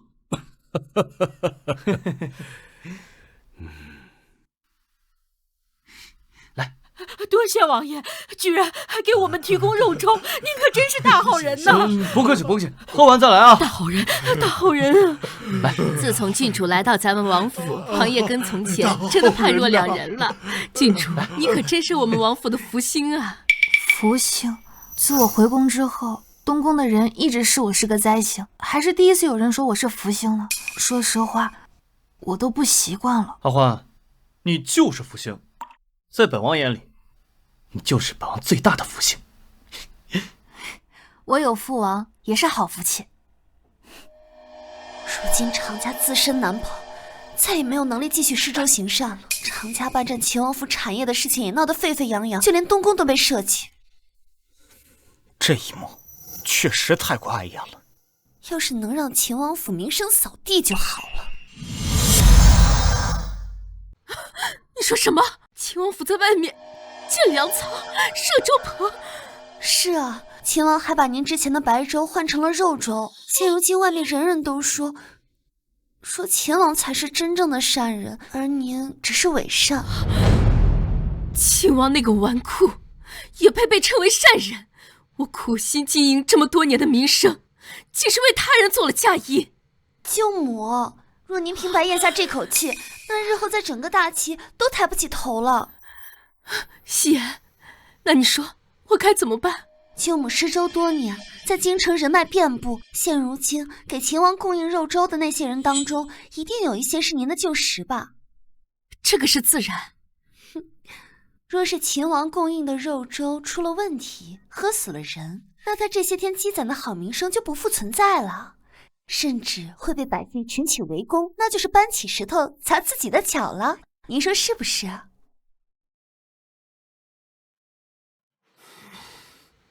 慢慢来啊，每个人都有。王爷真是个大好人，大善人呐，大善人。父王，大家都在夸赞你呢，只怕过不了多久，你的名气会比东宫还好。那是自然，本王那肯定。哎，大家都快别喝这粥了，王五喝了之后死了。什么？王五喝了之后死了。你别胡说八道啊！我连续吃了好几日了，都没什么问题啊。肚子好疼啊！没事吧？没事吧？这是怎么了？他没气儿了！秦王府的粥又喝死人了！秦王府给我们喝有毒的粥，真是太过分了！太过分了！我之前还夸赞秦王是个好人，现在看来简直就是畜生，草菅人命啊！不是这样的，我们好心给你施粥，这怎么会下毒呢？肯定是误会啊！人都被毒死了，你说是误会？对呀，今天必须给我们大家一个交代！给个交代！现在出了人命，我们要报官！怎么会这样呢？都是真金白银买回来的粮食，怎么可能会闹出人命呢？这人命的背后，定有人在推波助澜。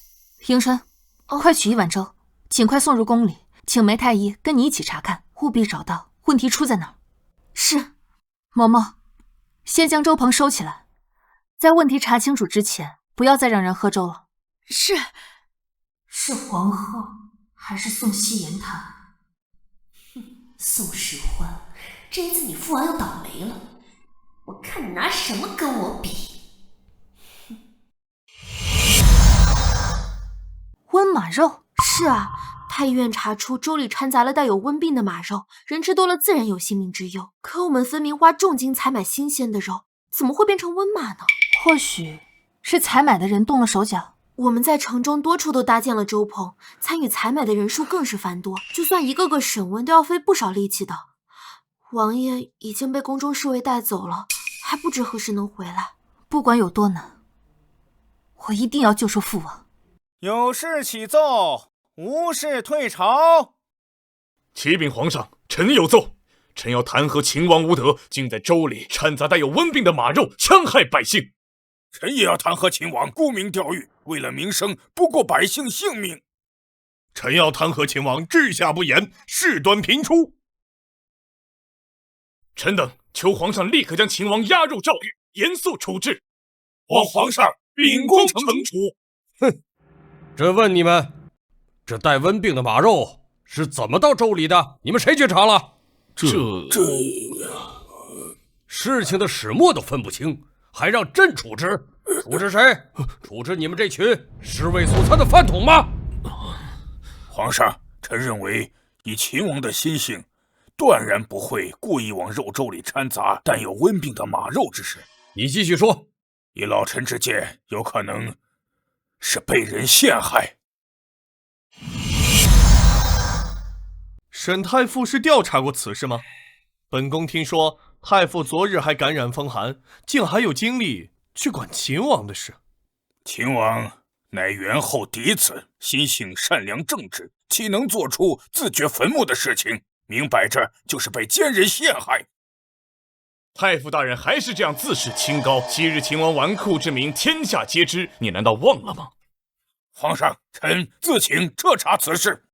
父皇，此事现在在宫外闹得沸沸扬扬，百姓对大哥的怨气已经转移至整个皇家，如现在不处置，恐怕会伤了民心呢。太子，你有何高见？我建议让大哥在诏狱里先待一些时日，让百姓们先看到父皇的态度，待沈太傅查明真相后，自会还大哥一个清白。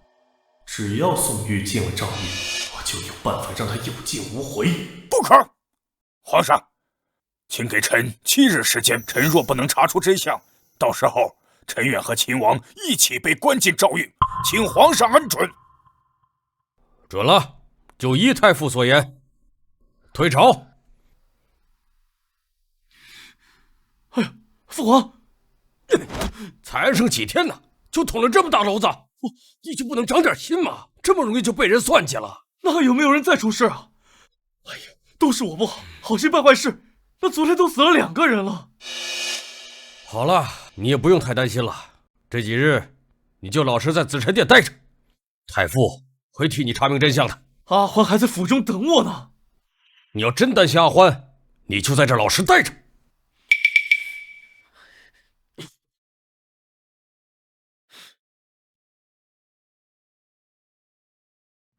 郡主，外面情况怎么样了？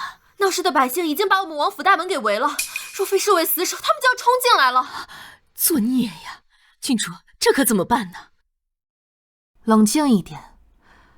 现在父王待在紫宸殿里，有皇祖父护着，不会有事的。我现在必须要见沈太傅一面。可你现在出不去呀。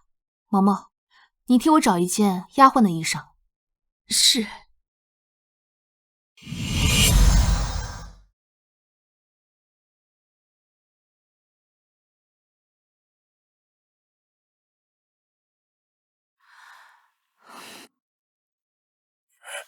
哎呀，郡主，你怎么亲自来了？这个时候保证你安全才是最重要的。沈太傅，愿由您自己的安危，替我父王争取到7天的时间，我更不能坐以待毙。沈太傅，我来是想把秦王府最近发生的事情同你说清楚。若是太傅大人信我，请直接从常家开始查起。这名单上面是之前常夫人在施州的时候也做过帮手的，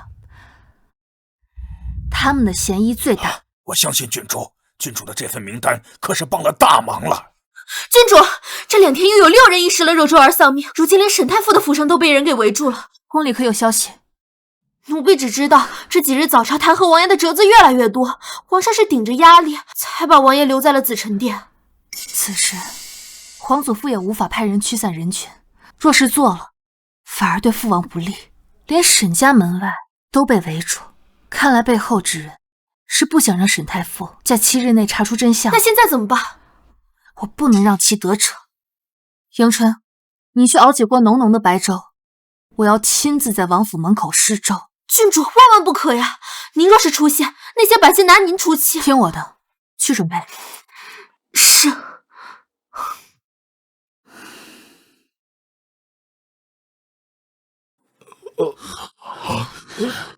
还敢来试招？这是不是毒咒啊？就是啊，你们王府的粥毒死过人，谁敢喝你们的粥？对呀，就是吧？啊！你们秦王府是不是想继续害死我们？诸位，请听我说，秦王府不屑于做那些阴损之事。沈太傅正在彻查此事，我怕大家不放心，特意让人熬了米粥，里面没有添加任何肉糜。真的假的？你要不要？真的假的？会是不知道。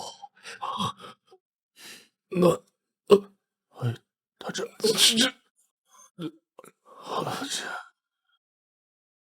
哦，结合了，哎呦，他真喝了呀！他自制粥竟然真的没有问题，这粥没有任何问题，你们自己看。我们也。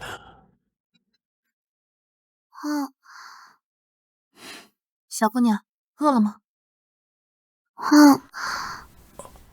白粥啊，这个人来，给你盛一大碗。怎么样？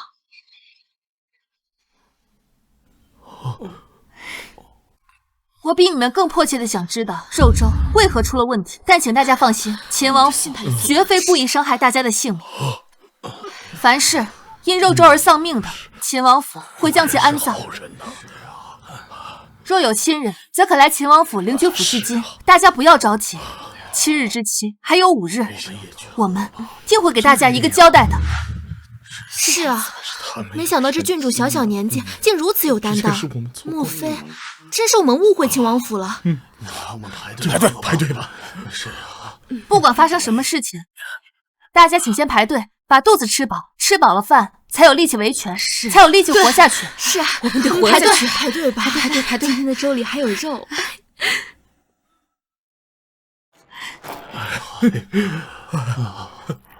对，我们排队。小姑娘，去告诉沈家门外的人，都来这里喝粥。谢谢。谢谢。娘，有粥了。谢谢郡主。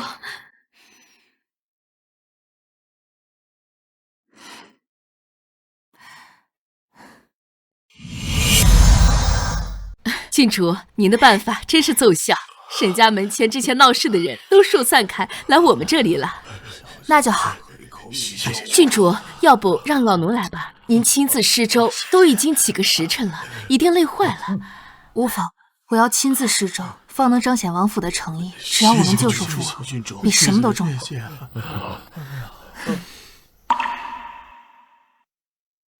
什么？人全都散了？怎么可能？那些人都恨不得把宋玉杀了。是福安郡主亲自在府门外施粥，人们便散了。那个孩子聪慧似妖。那孩子对东宫满腔怨恨，他不会愿意再回东宫。这次机会得来不易，绝不能轻易让宋玉把自己摘干净。听说明日沈明文要出京调查此事。正是。安排些死士，在路上设下埋伏，若是有机会，可以直接取沈明文的性命。是。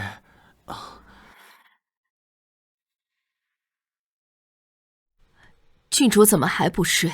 明日沈太傅便要出京调查，虽说已经做了万全的准备，可我这心里还是忐忑不安。我想进宫见皇祖父一面。郡主，如今百官的眼睛都盯着王府，我们没办法贸然进宫。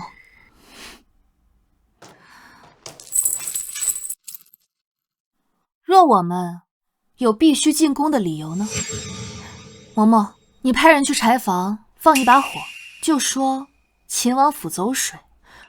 我因过度惊惧，正开始满口胡言乱语，必须立刻进宫看太医。是，老奴这就去办。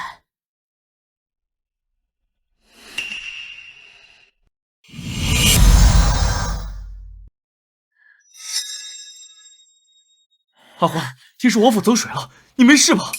没受伤吧？父王，我没事，就是见不到您，心里记挂。怎么不见阿欢记挂朕呢？皇祖父，孙女一半记挂父王，一半记挂皇祖父。皇祖父最近清瘦了许多，都是父王不好，害着您跟着操心了。你呀，你让朕说你什么好呢？就不能让府上的小厮帮你施粥吗？皇祖父，孙女是皇家郡主，遇到事情就得敢站出来，这样百姓们才信任我们秦王府。好魄力！说吧，你想出这个鬼点子进宫，到底有何事啊？孙女想请皇祖父让沈萧沈大人明着暗中保护沈太傅。沈太傅为了父王舍身入局，孙女害怕他出事。好，快请起，朕允你。吴起，传令下去，让禁卫军跟着，确保太傅的安全。奴才这就去安排。舅母，该扫尾的都扫尾了吧？整个大齐有温马的地方不止平州一处，全查一遍得花费1个月不止。且平州温马有数百头，尸体都被埋在土里，而我们只用了其中2头，还特地杀死了2头好马，埋到原地。那办事的人呢？办事的是我娘家家仆，出事之后我就将人送去平州了。沈明文想找到人，没那么容易。那就好。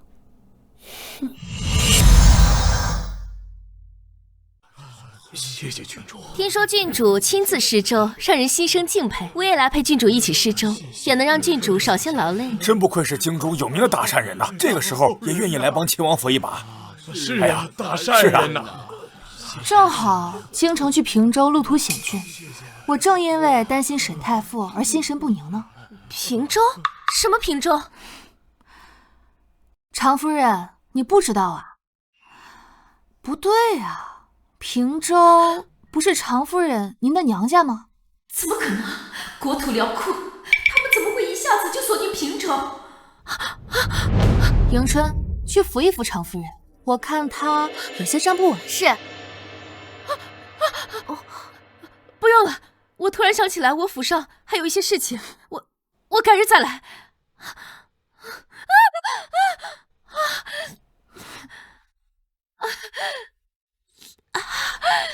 迎春，去搭把手，把常夫人先扶进王府歇息。是。不，我要回府，我要回府。常夫人，我们郡主说了，您是在我们王府门口摔倒的，必须得请大夫看过了，确认您无碍了再送您回府。完了，全完了！来，太傅，此人名叫许三，是常夫人娘家的亲戚。之前常夫人在京城施卖粥的时候，他就负责采买。后来跟秦王府负责采买的人也混熟了，没少去秦王府的粥棚转悠。放开我！我不知道你们在说什么，放开我！等你进了牢狱，我看你还会不会嘴硬。把他带回去，我们立刻进京。是。走。你们是什么人？你们是谁？我等奉主上命令来取你性命。主上？谁是你们的主上？这就不是沈太傅该知道的事情了吧？上！去！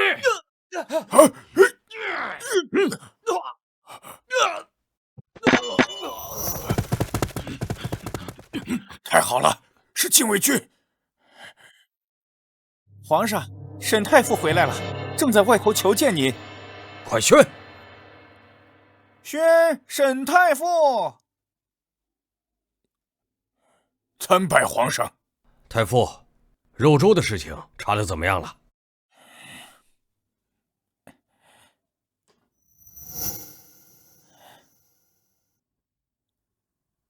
回皇上，臣已经查明真相，在背后动手脚的是平州屈家，也就是常夫人的娘家。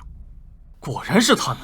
当初因为铺子的事情，他们就对本王怀恨在心，没有想到这次竟残害百姓来陷害本王。若非皇上暗中派了禁卫军，老臣这次恐怕就要死在平州了。禁卫军已查实，动手之人就是东宫暗卫。这次多亏了阿欢，连夜进宫提醒朕了。多谢郡主。是我要多谢沈太傅，拼死查证才是。来人，选常夫人进宫，还有太子、太子妃，都给我滚过来！父皇，儿臣有罪，儿臣不该因为太子妃是常家之人，而试图偏袒常家，请父皇责罚。皇上，求您饶了太子这一回吧，他也是关心则乱，一时糊涂啊。好一招知错就改，把水搅浑，然后淡化东宫的罪责。为了包庇常家，就对忠臣之后动手，隐藏真相让本王蒙冤，所以在你心里，常家比顾将军、比本王都重要，比父皇也重要，是不是？大哥，顾从未这样说过。而你就是这么做的。君子论迹不论心，还是说堂堂一国太子竟然是个小人？大哥，你莫要含血喷人！没想到父王竟也会有这么能言善辩的一天，真叫人欣慰啊！你险些让本王获罪入狱，如今你却说我含血喷人，真是天大的笑话！儿臣恳请父王严惩不贷。常侍设计皇嗣，其罪当诛，查抄常家所有家产，3代以内通通秋后问斩。不要啊，皇上，求您放过臣妇的孩子，臣妇甘愿接受任何惩罚。秦王也是朕的孩子，你算计朕的孩子，还想让朕从轻处置？是他，这一切都是福云郡主教唆我做的，他才是罪魁祸首。皇祖父，我没有，舅母她是魔怔了才会血口喷人。是啊，皇祖父，西安还小，怎么可能那么心狠？这一切分明是常家的过错，凭什么拉我们东宫下水？拉你们东宫下水？这些年常家替你们东宫做了多少脏事，你们敢让皇上知道吗？大嫂，你不要胡说！我呸！常家都要灭门了，我还有什么不敢说的？之前秦王怪罪常家侵占了王府的店铺，可那是谁的主意？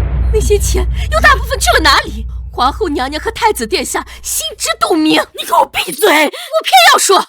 还有上次你们让我在外散布宋时欢的谣言，说他欺凌弱小，偷盗行窃，后来眼看着抹黑不成，又杀人灭口，怕被查到。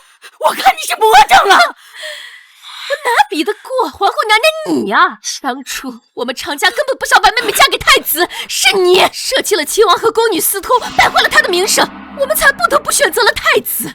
这件事，皇上您还蒙在鼓里吧？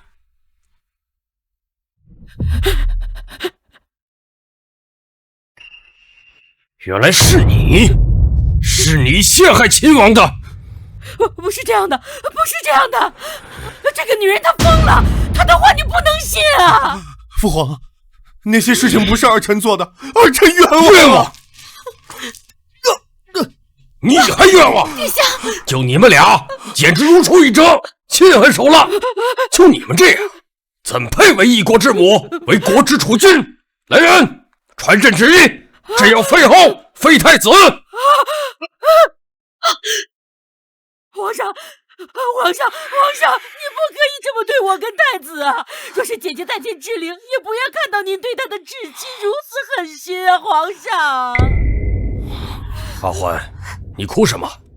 皇祖父，阿欢心里难受。祖母仙逝的时候，父王还不到2岁。祖母的事情，父王只能从旁人嘴里听到。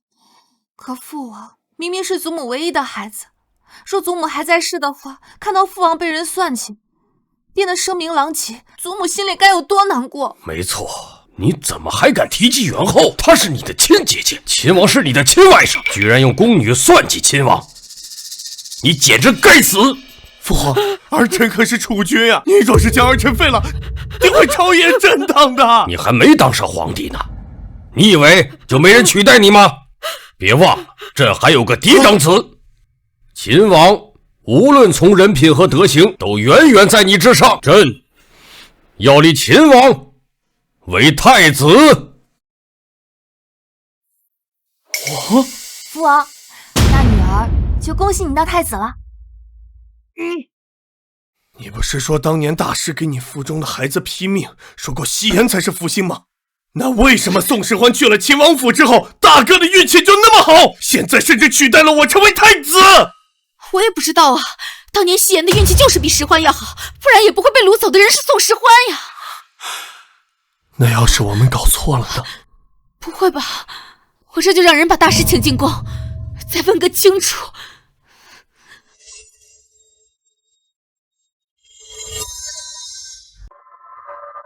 贫僧见过殿下。娘娘，大师，你还记得本宫生产之前让你给我肚子里的孩子补过命吗？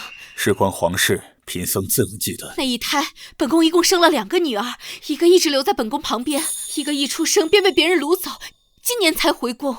大师，求您帮本宫看一看，这2个孩子到底哪个是福星？福星之兆，并非显于顺遂之途，反而是经历人间桎梏，淬炼心性，方能积攒福荫。你的意思是，那个福星实则是从小被掳走的孩子？正是。怎么可能？我们一开始就错了，全错了。我竟然拱手把福星送到了秦王府。殿下，不可能，这不是真的，那个臭和尚一定是在胡说。夕颜，你怎么了？大哥，你帮帮我，能帮我的人就只有你了。你想让我怎么做？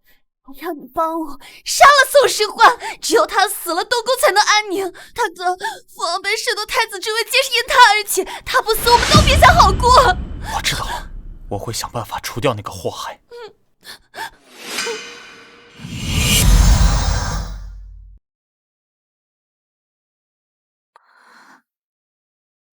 娘娘怎么来了？阿欢，我能单独和你聊聊吗？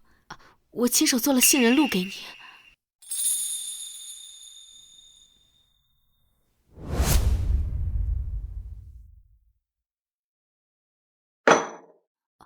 你放心，没毒的。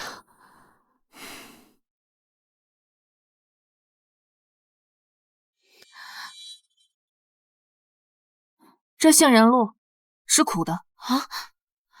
怎么会啊？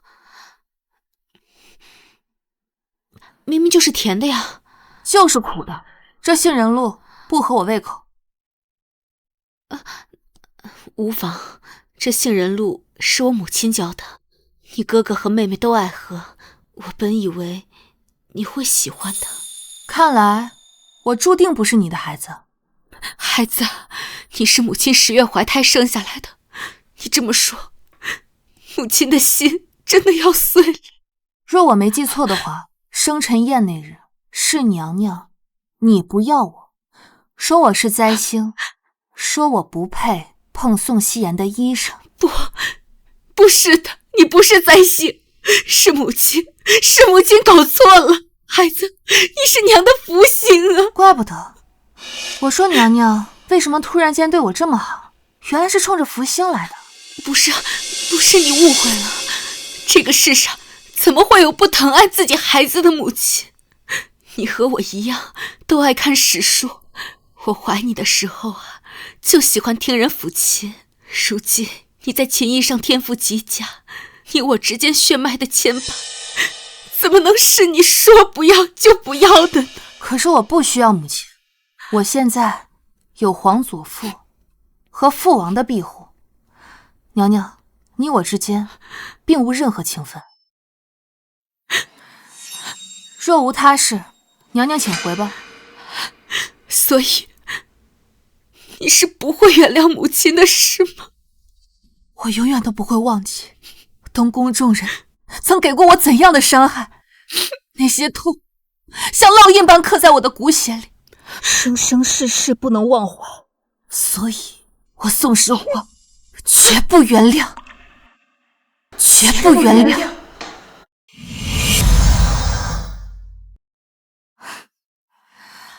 今日我这儿还真是热闹，走了一个又来一个。皇孙殿下来我这做甚？阿欢，大哥是来跟你道歉的。道歉？从前我因为夕颜的关系对你十分冷淡，多次伤害了你，到今天我才发现，原来你才是我们东宫的福星。大哥知道错了，我保证以后再也不那样对你了，你就原谅大哥好不好？宋颜征这个人跟太子妃可不一样，我深知他有多阴险恶毒，他绝不会真心跟我道歉，定是另有所图。我懒得跟你计较，往后我们井水不犯河水最好。那怎么能行？你是我妹妹，我这个做兄长的理应弥补你。啊，天气冷，夜里容易着凉，你身子本来就不好，这是我特意为你准备的暖炉，如果不够，大哥还可以再给你备些。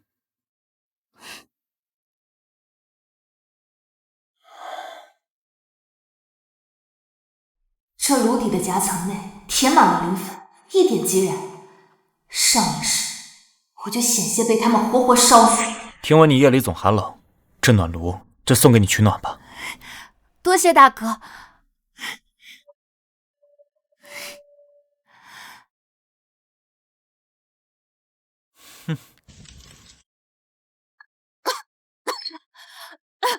哥哥，开门！妹妹，妹妹，开门啊！哥哥，开门，开门！宋延哲，这一次你还想故技重施吗？既然你找死，那我就成全你。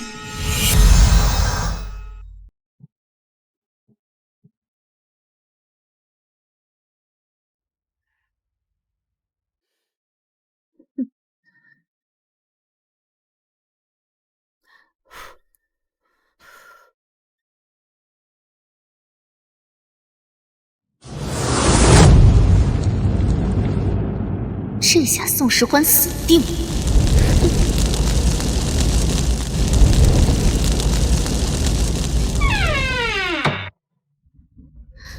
哎，这么着急走，不留下来看看火烧的旺不旺？福安郡主，你怎么在这儿？那房间里的人是谁？你看看到底是谁？怎么会这样？你觉得你为什么那么轻易的能混进本郡主的房间？那是因为我提前在等着瓮中捉鳖呢。说是谁指使你谋害郡主？没人指使，还敢狡辩！白天宋延征刚送我暖炉，夜里你就拿着火折子来我房间，真当本郡主查不出来吗？来人，禀告皇祖父，宋延征收买宫女，在我房间纵火，罪证确凿。皇祖父，孙儿冤枉。那个宫女都已经招了，还在那边撒谎，你就和你那个被废的父王一样，满嘴谎言，心肠歹毒。宋延征，竟敢想放火烧死我女儿！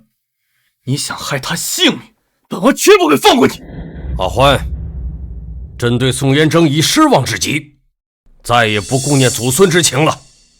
你是苦主，你来处置吧。阿欢，我是你哥哥，放过我。我刚进宫那会儿，大哥极力想将我送去黄觉寺。既然大哥那么喜欢黄觉寺，不如余生就在那里度过吧。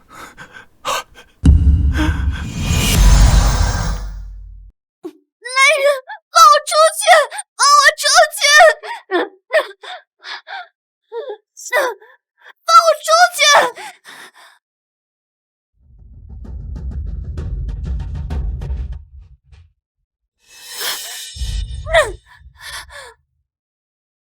宋时欢，你个贱人，肯定是你诬陷我，才会让皇祖父把我关起来的。诬陷？宋延征已经全都承认，他要杀我，都是受了你的教唆，再加上你之前劣迹种种，皇祖父再难容忍你，才会关押你。你到底为什么处处都要和我作对？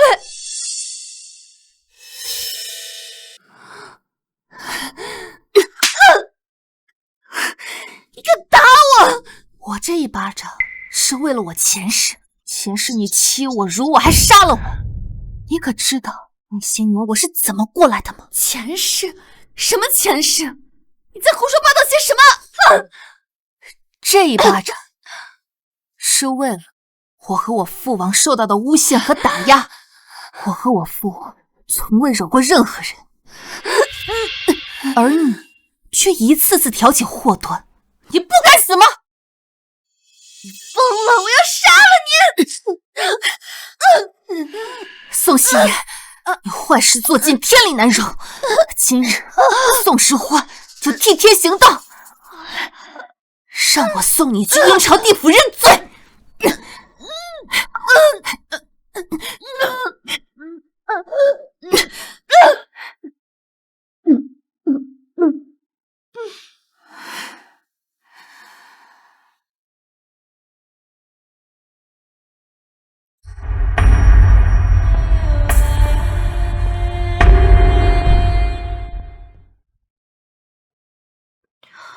郡主，去告诉前太子和太子妃，就说福运郡主自知罪孽深重，畏罪自尽了。是。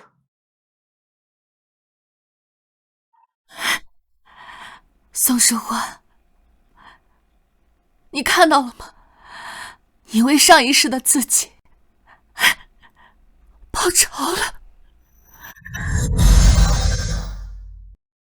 坐下。不，父王，您正值壮年，身体康健，怎么能够早早下位呢？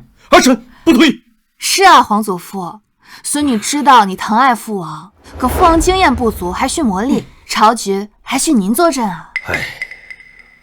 朕老了，临朝这么多年，朕也累了。这些日子我命你图治做得极好，朝臣们对你赞赏有加，江山交到你的手里，朕心里放心呐。父王，儿臣是真的不行啊！您再操劳些日子，这么大摊子扔给我不行啊！你母亲在世的时候，朕答应她要带她游山玩水，可是一坐上这龙椅，这一天都不能闲。现在正好我也闲下来了，朕要替她好好的看看这大好河山，你可不许阻止朕。可是我没有可是了，朕虽然当上了太上皇，朕还要回来时常盯着你呢，最好给朕勤勉一些。要是朕发现你偷懒，朕一定回来揍你的。奉天承运，皇帝诏曰：朕承天命，御疾多年，夙夜忧勤，难负万民之望。今年迈体衰，精力不济，而太子宋玉仁孝聪睿，德才兼备，可继大统，资遵祖制，顺应天心，禅位于太子宋玉继皇帝位。朕位居太上皇，以颐养天年，内外文武百官当同心辅佐新君，共襄盛治，以安社稷，布告天下，贤使闻之，钦此。拜。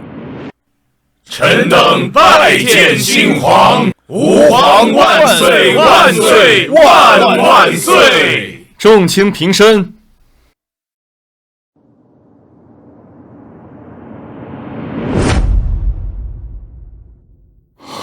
恭喜父王！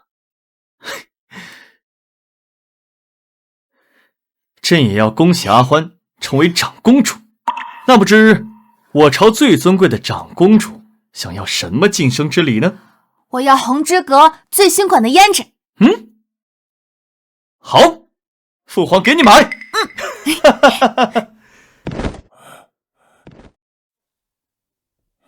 恭送皇上，恭送长公主。